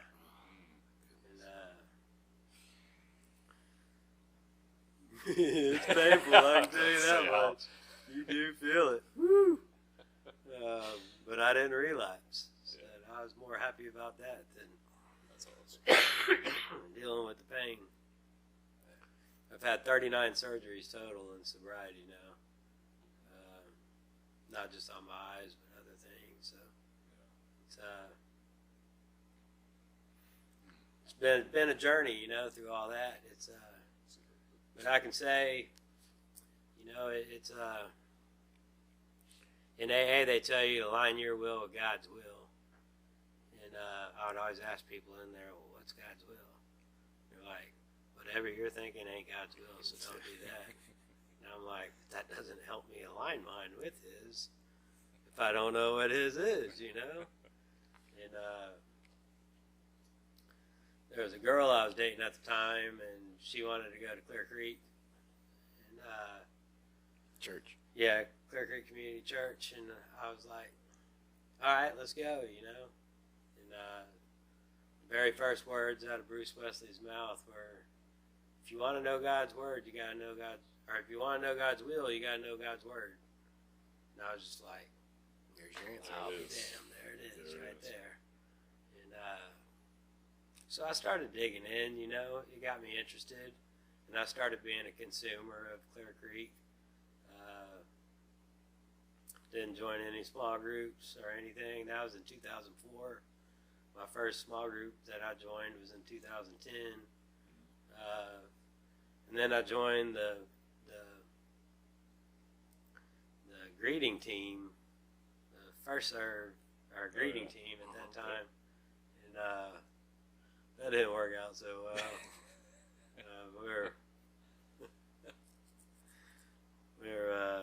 I was opening up the door for everybody, and this lady I knew from AA came walking up, and she was like, hey, Jay, and the guy she was with stopped, and he was like, you know Jay Ellis? She was like, yeah, and he goes, that bastard stabbed me in the neck. He like yelled it really loud, and everybody turned and looked. And I was just like, stuck my hands up. I was like, that was a long time ago. That was a long time different ago. life, man. And so I went to my team leader, and I was like, I don't think this is cut out for me, man. It's like, I don't think I need to be in the presence of everybody. And at that time, that's when I met my now ex-wife, and she started serving in the student ministry, and I didn't think. I always heard they did background checks, and I was like, I'm out. So I didn't even try to apply for it, you know. And she said, well, they said if you didn't do anything with kids that you should be able to get in. I was like, they say that, but they haven't seen my background either. And I haven't done anything to kids, so I was just like, well, I'll fill it out and see, you know. And you know, normally it takes people a week to get notice back. It took 2 months for Lance to get him to approve me to get back there. Lance had to tell him, man, I need somebody like him for all these little turds up here that are doing all that stuff that he's doing, that he did. Yeah. And so he got me in there and got me leading a small group of 7th grade boys, 6th grade boys at that time. And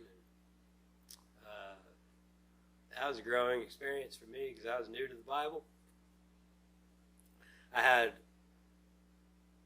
all the little knuckleheads, all of their little hellions were in my group, and then I had Thatcher in there too. And Thatcher's the preacher's son. Awesome kid, man, awesome. Good kid. And I'm so glad he was in that group because he taught me so much.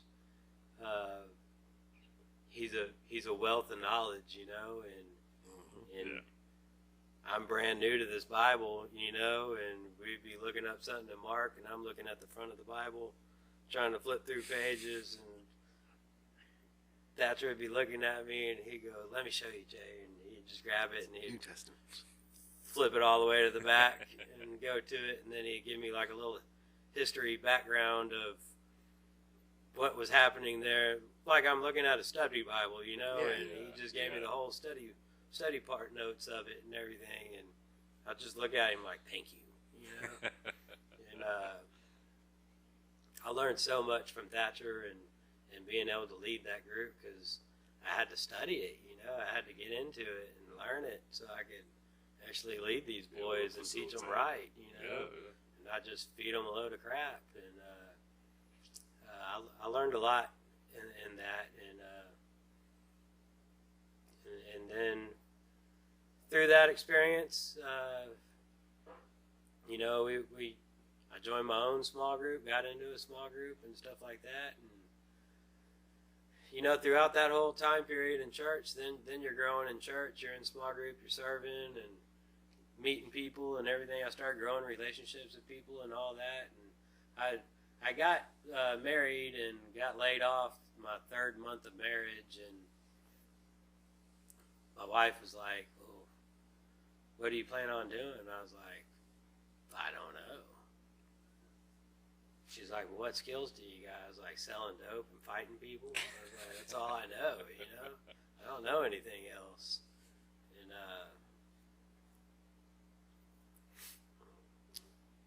she had talked to me about going back to college and getting a degree in something to learn a skill, because I didn't have any skills. I didn't have anything. I didn't have any unemployment because you don't pay into anything selling dope, you know. So, no 401. Yeah, there's nothing. I was like, I don't get anything when I die and all this stuff. I mean, it's just, I am what you get. That's it. That's all. This is it, you know. I hope you like it. Yeah. I think that was her first realization of what all my past really entailed, you know. And it was one of those things that I did go to college. I did graduate. It took me 4 years to do 2 years, but I got through it and got a safety degree. And when I got out, I was applying for jobs, and Jen walked in and she was like, what are you doing? And I was like, applying for jobs. Got my degree finally, you know. And she's like, you sure you need to do that? I was like, I don't know. Isn't that what you're supposed to do when you graduate? Aren't you supposed to start sending out resumes and stuff? Thought that was the plan, you know? Yeah. She's like, I don't know. I just see God doing something else in your life. You've been talking about ministry a lot and recovery a lot, and just a whole bunch of stuff with the church. If you want to follow that passion, I make enough money that we can survive. Go after it, you know. And so I did, and I remember sitting down with Lance Lawson and him saying, well, what do you want to do, Jay? I was like, I have no idea. I was like, it all looks cool to me. Yeah. I was like, but being able to do something with God all day, that would be awesome, you know? And he goes, well, let me tell you this. You do amazing in front of people. And you do amazing telling your story and how that influences people and everything else. The way I see it, God allowed you to drink every drink you drank, hit every piece of dope you had to hit, hurt every single person you had to hurt to be right here, right now, and allow you to help the people he needs you to reach. And I was like, he goes, I see you doing something with recovery, starting a ministry in that. And, you know, we had Celebrate Recovery at the time, but I didn't personally like it.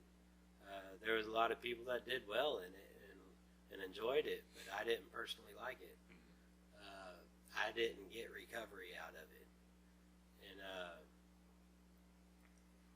I remember Greg and Carl sitting me down and asking me, if you could change one thing about Celebrate Recovery, what would you change? And I went, everything.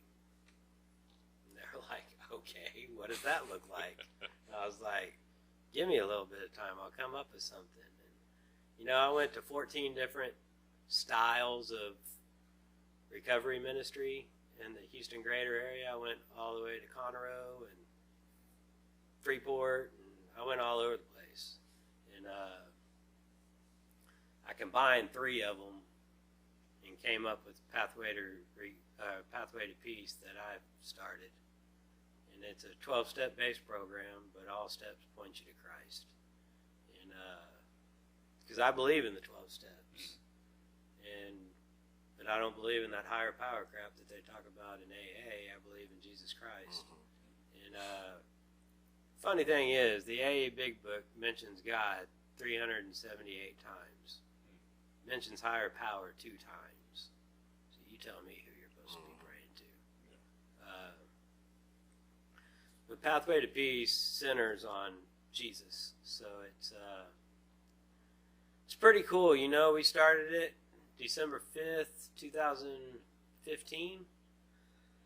It's been going on for 6 years now. We started off with just 3 of us, me, Bonnie, and Jason. And it's continually grown. Before COVID, we had over 40 people just meeting up on my side.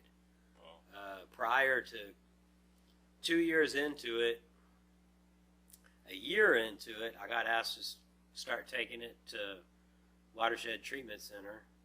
And so we're doing 2 of the same class. Yeah. Pathway has 3 classes now. Into Freedom for the alcoholic addict, Concerned Persons for the families of alcoholics addicts, and Pathway to Purity for men that struggle with pornography. So we got 3 classes going on at one time. Which is interesting because I never knew it, but one of the guests that we had on our show, actually, you went to a rehabilitation center and spoke while he was there in recovery, and he was telling me off air, he was telling me about it, how your story like impacted him greatly because he thought the same thing. Like, man, I've done so many things. And then he's like, dang, I listened to Jay's story, and if God forgave him, you know, it's like, yeah. It's like, okay, I see here, you know. And so to me, it's just like, that's why we do this, is because these stories to where people possibly think that they're too far gone and that there's no way of redemption, there's no way of coming back, you know. And your story is not the average story, I would say, but your story, man, it encompasses so much, and then to realize, grace, the true grace and true forgiveness of God, how it's completely reached you, that this door is open to everybody. God wants us all to know that redeeming love and grace and forgiveness and salvation is here for all of us, no matter what we've done. I think that's the beauty of the program that you've created. And if you could talk about, like you said, your side, talk about the other side, because this is important too. When you talk about recovery, it's not just for the addict. Yeah, Talk about the other side that we're during your meetings. I mean, because it just started my side, for the alcoholic addict. And then I started getting bombarded by parents and spouses. What do I do with my kid? Because they don't want to be They're a enablers. screw up, Yeah, and that's right. I'm tired of everything that's going on. I love them, but I want to rip their head off and this and that. And me and Jen got bombarded by those calls, and Jen's the one that said to me, "Why don't we have them all at our house so that they can see each other and realize that they're not alone in this?" And so we invited them all to our house, and everybody there was crying, and they were all explaining what was going on. And These are the families of addicts. these are the not the families. addicts. Yeah, these are the families. These were all parents at this time. It was all parents, and all their kids were using, were drug users, little dopers, and all going to jail, and just steady screwing up. They were just like me, and I remember asking them, I said, if I can start a group for y'all like I have now, would y'all come to it? And they said yes. And so we started Concerned Persons.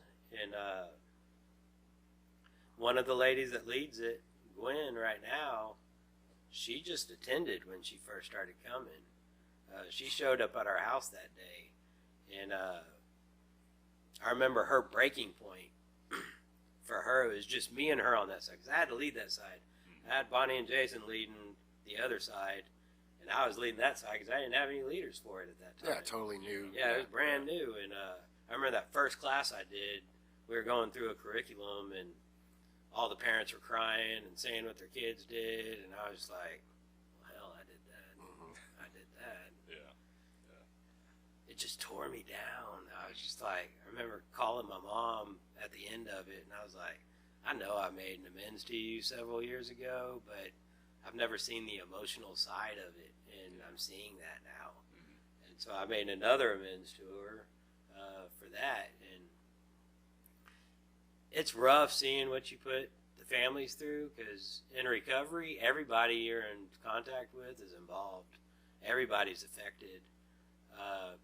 Parents, spouses don't want to lose their loved one. They don't know the difference between helping and enabling. I tell them it's real simple. Helping is whenever they want to help themselves, you help them get the help. Yeah. Just giving them food or money or rent or this or that does not help them, because they're going to use the money that you saved them from having to spend their money on dope. Yep. I was like, so don't ever do that. Don't ever pay for anything or anything like that. It's I was like, no is a complete answer. Yes. And you will love them to death. That's just the truth. And that was Gwen's breaking point.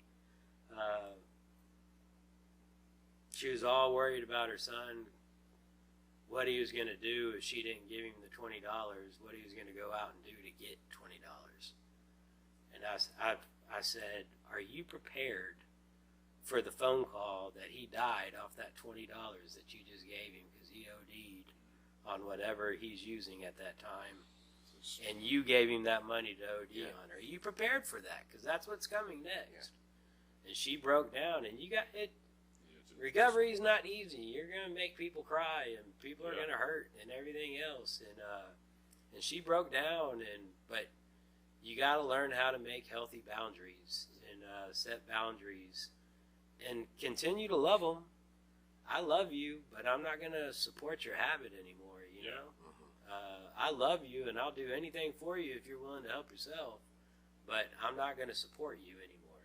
And that's, like you said, the boundaries is what's the hardest for a parent, for family, or anybody. So I've had a chance to sit through, I think, one or two of those, and you're right. I mean, it's families, or it's parents, it's sisters, brothers, boyfriends, girlfriends, whoever comes into that class, and they really, each person has a chance to share their story about what they're dealing with, and to know that other people are going through it and relating to that. They're all kind of supporting each other. Yeah, knowing you're not alone. Like, yeah, you're dealing with an addict, but at the same time, like, everyone else is dealing with that person too, and it can feel isolating, like you said, because you don't. When the boundaries aren't there and you haven't drawn those boundaries, it becomes blurred. Because then you like she was saying, I feel like responsible that, like, okay, I know he's not going to go rob this store for drugs if I give him the money for it, but then they're not seeing exactly what you're saying is that one purchase could lead to his death, and then you just did that, so being able just to educate people on the 12 steps and get them off of it is half the problem, I would say, because if those people relapse and their family's still there for them, but they're doing it all the wrong way, you're enabling that relapse. You're giving them a door to open and come back. Absolutely. So if you don't train both sides of the equation, I mean, I'm sure you know how quick a relapse could happen. One triggering incident could cause a relapse, and in our family, I've seen it numerous times, and it's heartbreaking to watch because you see someone fight so hard for so long. And like you said, like those first 3 months, the detoxing, the pain that you went through and all that, to know that just instantly in one moment, they're going to have to go through all that again. And just one quick relapse of judgment can lead down that. And then, to be honest with you, it could be because of enabling. And the relapse usually starts way before the relapse ever happens. From everything I've heard with people that have relapsed through the rooms, they stop praying. They stop going to meetings. They stop doing all the things that keep you sober. It's kind of like the church kept asking me, when's the end date for your class? I was like, there is no end date. They're like, what do you mean? There's no start and finish? I was like, no, recovery never ends. I was like, this is a lifelong process. And they were like, really? And so we were the first ongoing class at Clear Creek.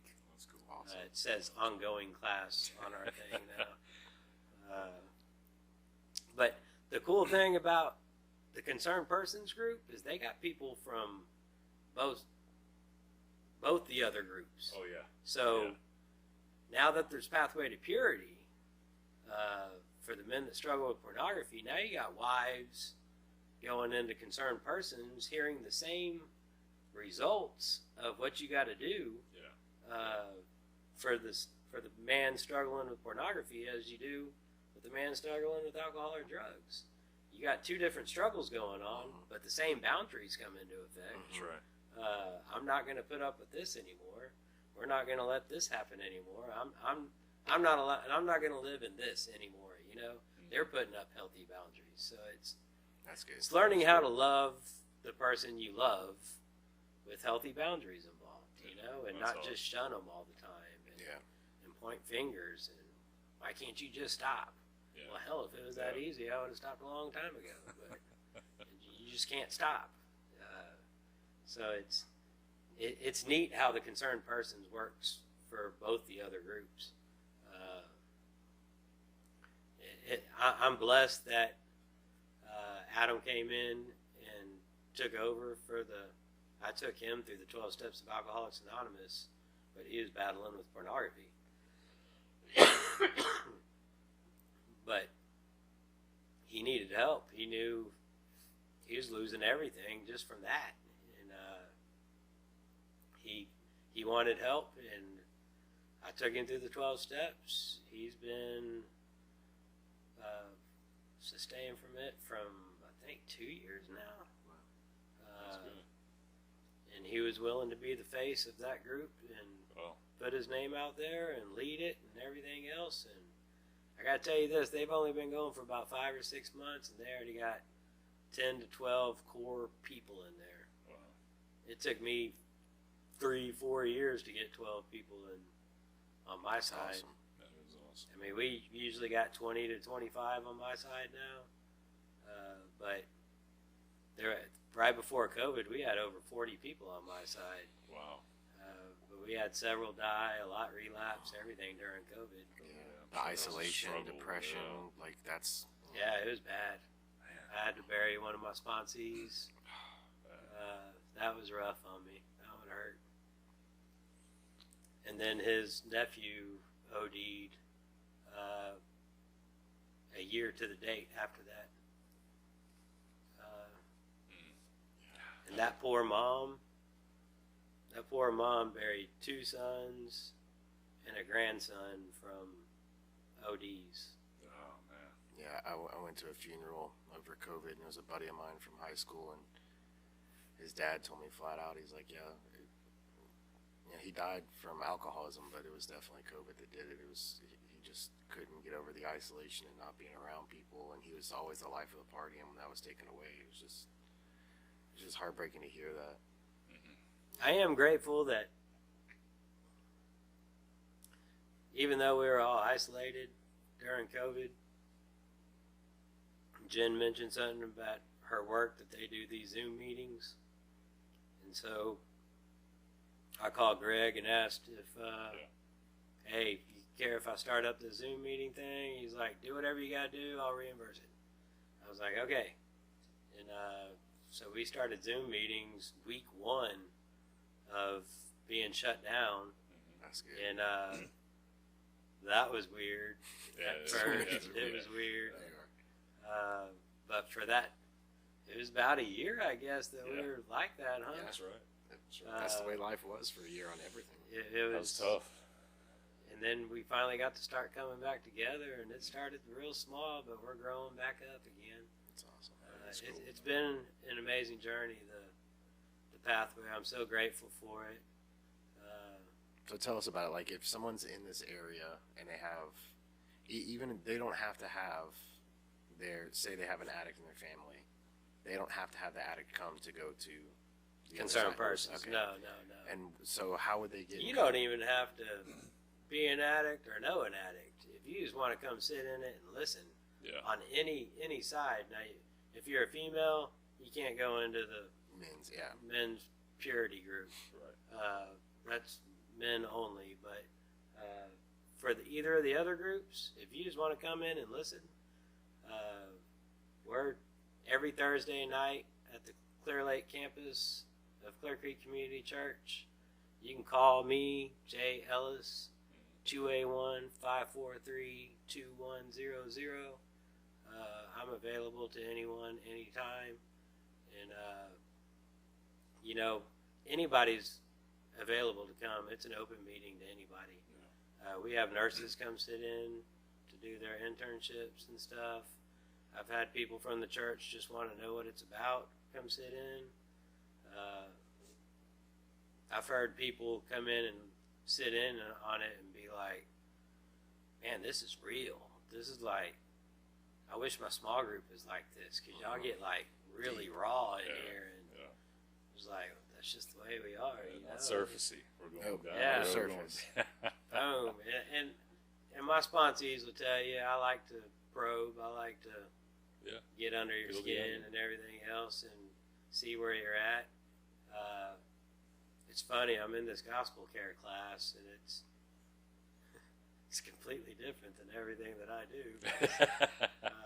It's all in loving and learning how to speak to them in a loving way and get to the heart and everything else and all that. And I do that in a way, but when you're talking on my side anyway, when you're talking to the addict, you're talking life or death conversation here. Yeah.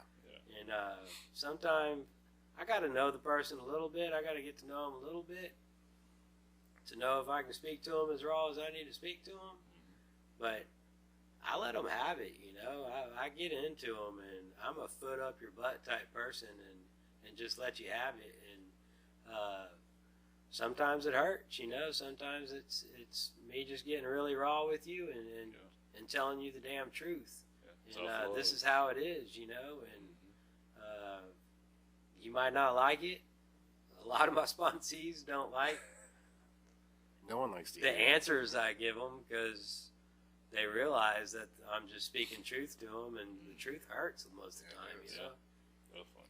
My first sponsor was a Hell's Angel, and he was perfect for me at that time. He was such a turd, you know. I mean, he was so mean. He would kick me. Here I was blind, and he'd walk up and just kick me like as hard as he could. And I'd jump around ready to fight. And he's like, "It's just me, man. I just want to see where you're at today." But I needed that type of love, you know. I needed somebody to, and he'd just get, if I was complaining about something or in my little pity party, he'd be like, "Hey, I'm coming to pick you up. Have a pack of cigarettes ready." And be like, "I don't smoke." He's like, "I'm not asking you to smoke. Just have a pack of cigarettes ready." And he'd go drop me off at a detox center and tell me, find the newest guy in here and sit there and talk to him about his day. And I'll be back to pick you up, you know. Get out of yourself for a little while. And I needed that type of person in my life, you know. That's the beauty of God. God always puts the people in your life right when you need them. Absolutely. Yeah, he always tells me, because I look at my sponsees, and I realize they're just as jacked up as me. And my sponsor always told me, "Well, Jay, water seeks its own level." And I'm like, well, that makes a lot of sense. You know? Yeah. I saw you out, didn't I?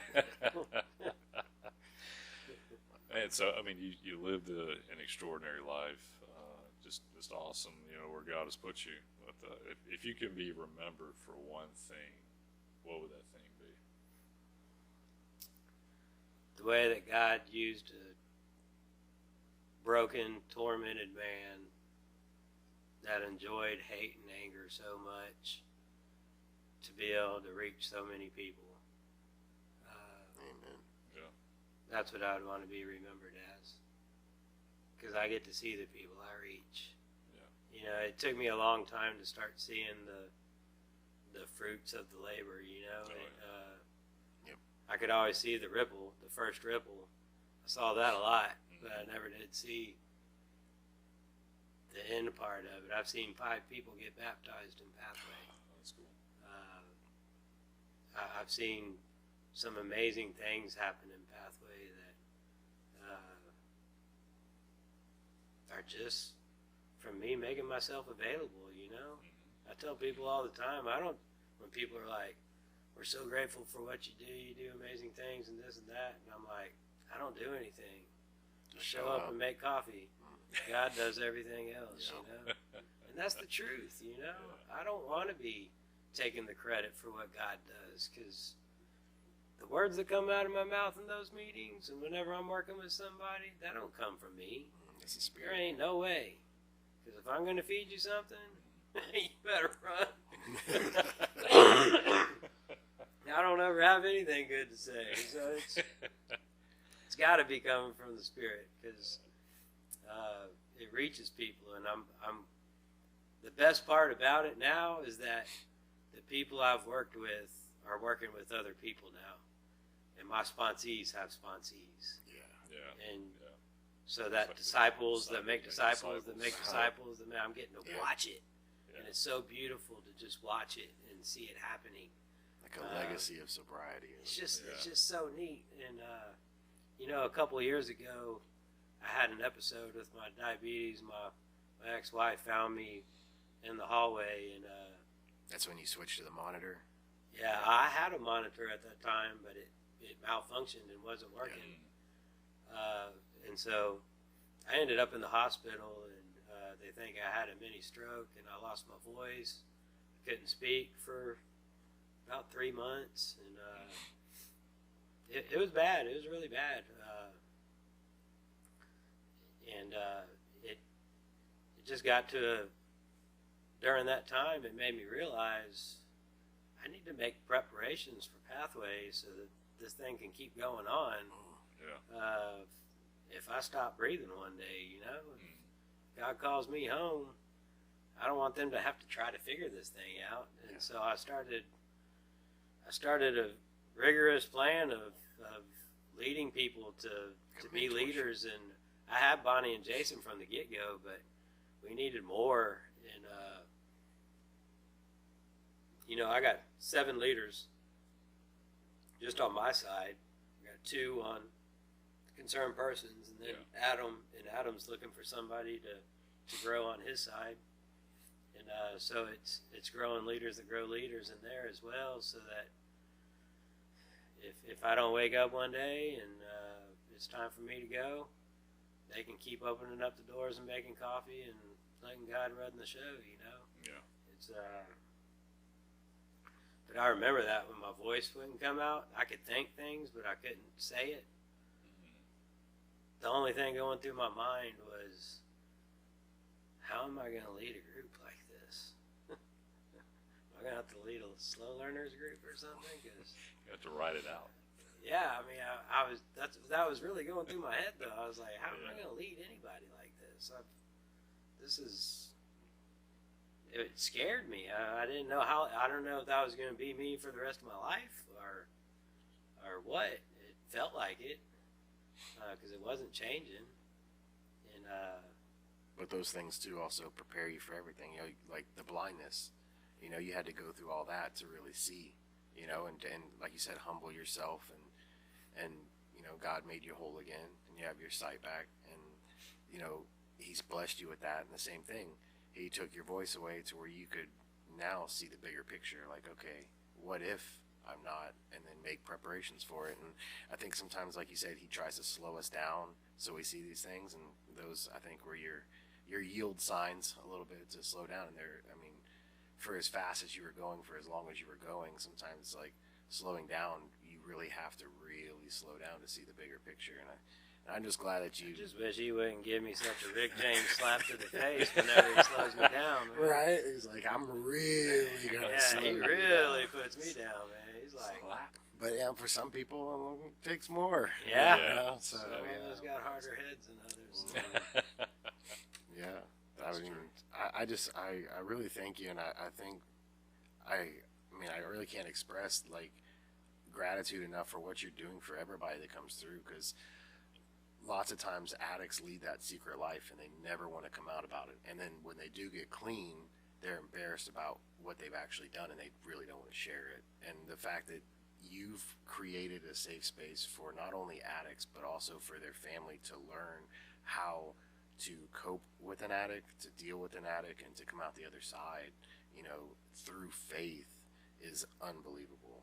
And that's why I hated like that last time that the story got cut short and we had technical difficulties. But I mean, you can tell Billy, I've been looking forward to this forever, to hearing you tell your story, so people that haven't heard it already have a chance to hear it, and that now it's documented. We can put it out there, and people know that, you know, if they're in our area, they have a place, whether they're an addict or living with an addict, and you're just never too far gone. And that's how we all are, man. You're It's definitely never too far gone. Yeah. Absolutely. It's a beautiful story, man.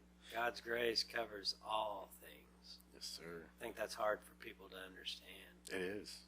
I am grateful that the church that I grew up in, Clear Creek, now it's only been since 2004 that I've been growing up in it, but that's what I grew up in, you know, that's where I learned, and it's a church of grace. It's a church founded on the gospel and God's grace. Well, that's funny too. So we've told the story. You say that the first time I walked into church, you know, you said, Bruce said exactly what you needed to hear. Well, when I came back to church, I was at an extreme low. I'd ran away from God, and when we stepped foot in the church, I felt like I was going to burst into flames. I felt like I shouldn't be here. If these people knew how much that how angry I was at God for taking my father from me, and I was angry and bitter towards God. And when I walked in, I felt guilty. I felt like if these people really knew me, they wouldn't want me here. Yeah. And I sat down. I wouldn't look at anybody, I had to have my head down. I went straight in, and Jamie was dragging me into church. This wasn't a decision I was making lightly, Yeah. And I sat down, and Yancey walked on stage, and the first thing he said was, grace. Does anybody know what grace is? And I'm just like, what's grace? He's like, grace is being given something that you haven't earned and you definitely don't deserve. And I was just like, I'd heard that a million times. People say grace. I never knew what it meant. And he starts explaining it. It was just like this gut punch. And I sat there. I was crying like a little baby. And like we had friends meet us at the church. What is wrong with your husband? And I couldn't stop crying because I knew that like God was telling me, I know you've been so mad and you've been running away, but I'm still offering this to you. And it's just like, man, like it hit me. It was the exact thing I needed to hear the second I stepped foot in church. Just like Bruce told you, he pointed you exactly where you needed to be. Amen. And that's what It's fitting that there's sirens in the background. That's the theme song right there. That's our Thursday night. They run the sirens, fire trucks. Yeah, I mean, for me, I'm just appreciative, man. I mean, to get you here, and I know, some of the folks, we know a lot of the same folks, and, any one of them speaks your name or says something about them, nothing but great things of what you've done with the church and the people you're helping. And that blows my mind. Yeah. and they're like, oh, or even joke around. It's like, oh, I know a guy, he can put a hurting on you or whatever, it's like joking around. But because at that time, honestly, I didn't know your past. I was like, man, what are they talking about? Which? And I knew you, and like I knew the mystique of you back in the day because my brother ran with the crazy people too and stuff, and like so I knew the name, and I didn't know who you were. And then like I saw you in church, and I was like, that's Jay Ellis. I'm like Jay Ellis. Yeah, I was like, the story of the Mustang catching on fire and almost burning down a garage with the cops. I'm like, I know all these stories already. Yeah. You were famous, so That's awesome. There are a lot of stories. Yeah. But yeah, I mean, you can share those stories, and it's just lessons learned, right? I mean, you're able to bring everyone closer to God with these stories too. So it's pretty awesome.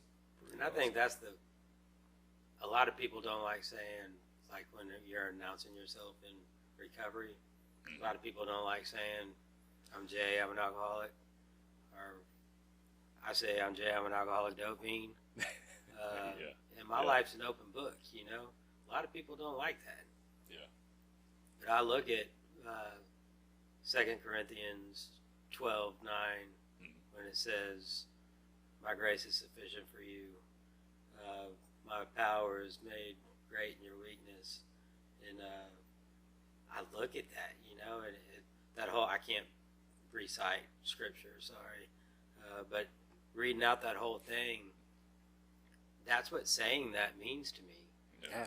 Whenever I say, I'm Jay, I'm an alcoholic dope fiend, I'm saying that to say, By the grace of God, I'm still living. yeah, That's basically what look you're at me, saying. look Yes. what God's doing with me, because I'm not living that dope fiend lifestyle no more. Yeah. Yes. Yeah. And it's awesome to be able to have that open book and be able to. I know Alcoholics Anonymous is anonymous. You're not supposed to go out and talk about it and this and that out in the public and everything. My life ain't anonymous.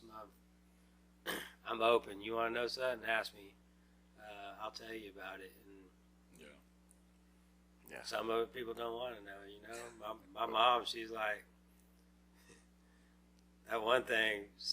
Step 7, you ask God to remove the defects of character as He sees fit, and like being honest was the first thing He took away lying from me right off the bat, and me and my mom would be driving past something, and I'd be like, "Oh man, I got stabbed in that apartment right there," and she's like, "Oh Jay, don't tell me that." Good to yourself. you start seeing everything and remembering stuff. And, you know, that's another hard thing for alcoholics and addicts out there is, you know, for so long you push down all those feelings and emotions from with the drugs and the alcohol that you're not used to feeling anything, and then you get sober and life happens, things happen, and man, everything I had done to people started coming back, and I started feeling it, and just makes you emotional. I cried like no other for the first 2 years about everything, and I was like, what the hell happened to me, man? I'm just a crying baby now, you know, and but I didn't have any feelings back then. Yeah. It was brick wall. I could walk up, shoot you in the face, and not have any regret or nothing over it, and just walk away, you know. And there's no feeling there. Yeah. It's hard to explain. It just people always talk about this devil on one shoulder and angel on another. I didn't have that, but I didn't have a relationship with God, so I didn't have the Holy Spirit telling me, Yeah. hey, this is wrong. You don't need to do this. You know, there was none of that for me. It was just, this is getting done. And I think that's a hard thing for a lot of addicts and alcoholics out there is dealing with feelings and emotions. Yeah. I mean, hell, that's hard for anybody in life, you Yeah. know? But it's learning how to do it. And it's just another thing we walk through, you know? Yeah. It's, Rewiring I think yourself. that's the cool thing about Pathway is we come up with topics the week prior. Like this week is acceptance. You're supposed to go out that week and find scriptures based on that topic, acceptance, and come back. And so you open up. Why did you pick that scripture? How do you plan on using it in your recovery and your walk of Christ, you know? And so it gets Making people the reading word the Bible. Yeah, how do you apply it? Yeah, and it gets you, how are you going to use it and this and that. So it's just a neat aspect of, Jason came up with that. Let's make it topic based. Yeah. We were just going through the book. Yeah, and it can make you hungry because now you actually have to search out the word to find it. You know, it can spark a fire in you to get into the word instead of just being like, oh, I'm going to turn to this verse, read this verse, and talk about it next week. Now I have to go actively find it, research it. Yeah, it's a lot better to get them into the word. And it's cool because we all got a group me page, and there's a bunch of people on that group me. Anybody that's ever come through Pathway, there's like 80-something people that have come through it, So are on it. And you got about 20-something people in a conversation throughout the whole day, staying in contact with each other all through the week. That's awesome. We all do a Bible plan each cool. and every morning. Yeah. We do that together. We pick a new one. As soon as one ends, we pick a new one. So we just do grow together in so many different aspects than just showing up to a meeting. Yeah, Yeah, kind of doing life together. True definition of Yeah. community. Yeah. Village. It's been cool. That's It's been awesome. neat to watch God work in so many people. It's a beautiful thing. I keep telling people how beautiful that is, and so I hope everybody gets the chance to do that and watch that. Yeah, definitely. And I know you post the Pathway to Peace, kind of what it's about and your information. We'll definitely apply that to this as well. Definitely. Cool. Share that tonight. Cool. Awesome. So, anything else? Man, I got a ton. Hey, I'm like, welcome are back y'all cold? anytime. I'm feeling cold. I know. Right? Like, is it getting colder in here? Yeah, it feels like my toes are numb. Sorry, we're out in the garage, you know, so it's Yeah, my feet have This been about 30. this fire on the TV's not. it's not doing it. I anything figured for it. me. I'd try. It might for Jay 'cause he's looking at it. So Get my nose blown. Well, awesome. I just can't thank you enough. I mean, you're welcome back anytime. If you run into anybody that wants to share their testimony too, we're always here. Oh, yeah. Open ears, ready to listen. So. Oh, I got a bunch of people that love talking. yeah, any topics to discuss or anything. Yeah. I need to get somebody from the purity group. Heck That'd yeah. be great. Yeah. That'll be Because great. that's something that in our society is so prevalent, but nobody wants to talk about. Yeah. Nobody wants to open It's more secret than drug use. People Yeah, rather talk yeah. about drug use than. And I'm sure, it's everywhere, right? Yeah. TikTok, Instagram, commercials. everything. Billboards. Billboards, sex, sells, it's everywhere. It's accessible for everybody. And for us having daughters, I mean, it's like Absolutely. you gotta buy. It's hard to like we don't have cable, so we don't deal with too much of the commercials, but we still have YouTube and all that. Oh, yeah. The kids are on anything, Netflix and all that stuff. It's just everything's so there, and I don't want the women of tomorrow, these girls growing up, to know that that's who they have to be accepted. Right. Yeah. And for guys, it's just a struggle. I remember my buddy Dave, he raised 4 daughters by himself. And they were all going to go watch a movie, and he told the oldest daughter, she was only like 9 at the time, he was like, go look up Puss in Boots and see what time it starts. And he was sitting there putting on the littlest one's shoes, and he realized when he told her to go Google, he goes, I just started screaming no, and she started running. And he goes, because I had no idea what was going to show up on the Right. computer. He goes, my heart Four just stopped. letters in, four Yeah. letters in, all of a sudden it just. He goes, my heart just stopped.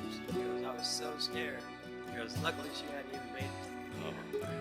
Yeah. And that's sad that's Yeah. Yeah, that's our reality. Yeah. So we gotta live it, awesome. Yeah. So yeah, I mean, if you want to put us in touch with Adam, that'd be awesome too. For Yeah. sure.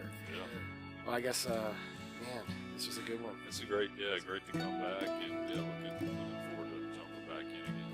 So, thank you again. Absolutely. Thank y'all for having us. So y'all have a blessed night. This has been Serena. Good night. Good night. Good night, guys.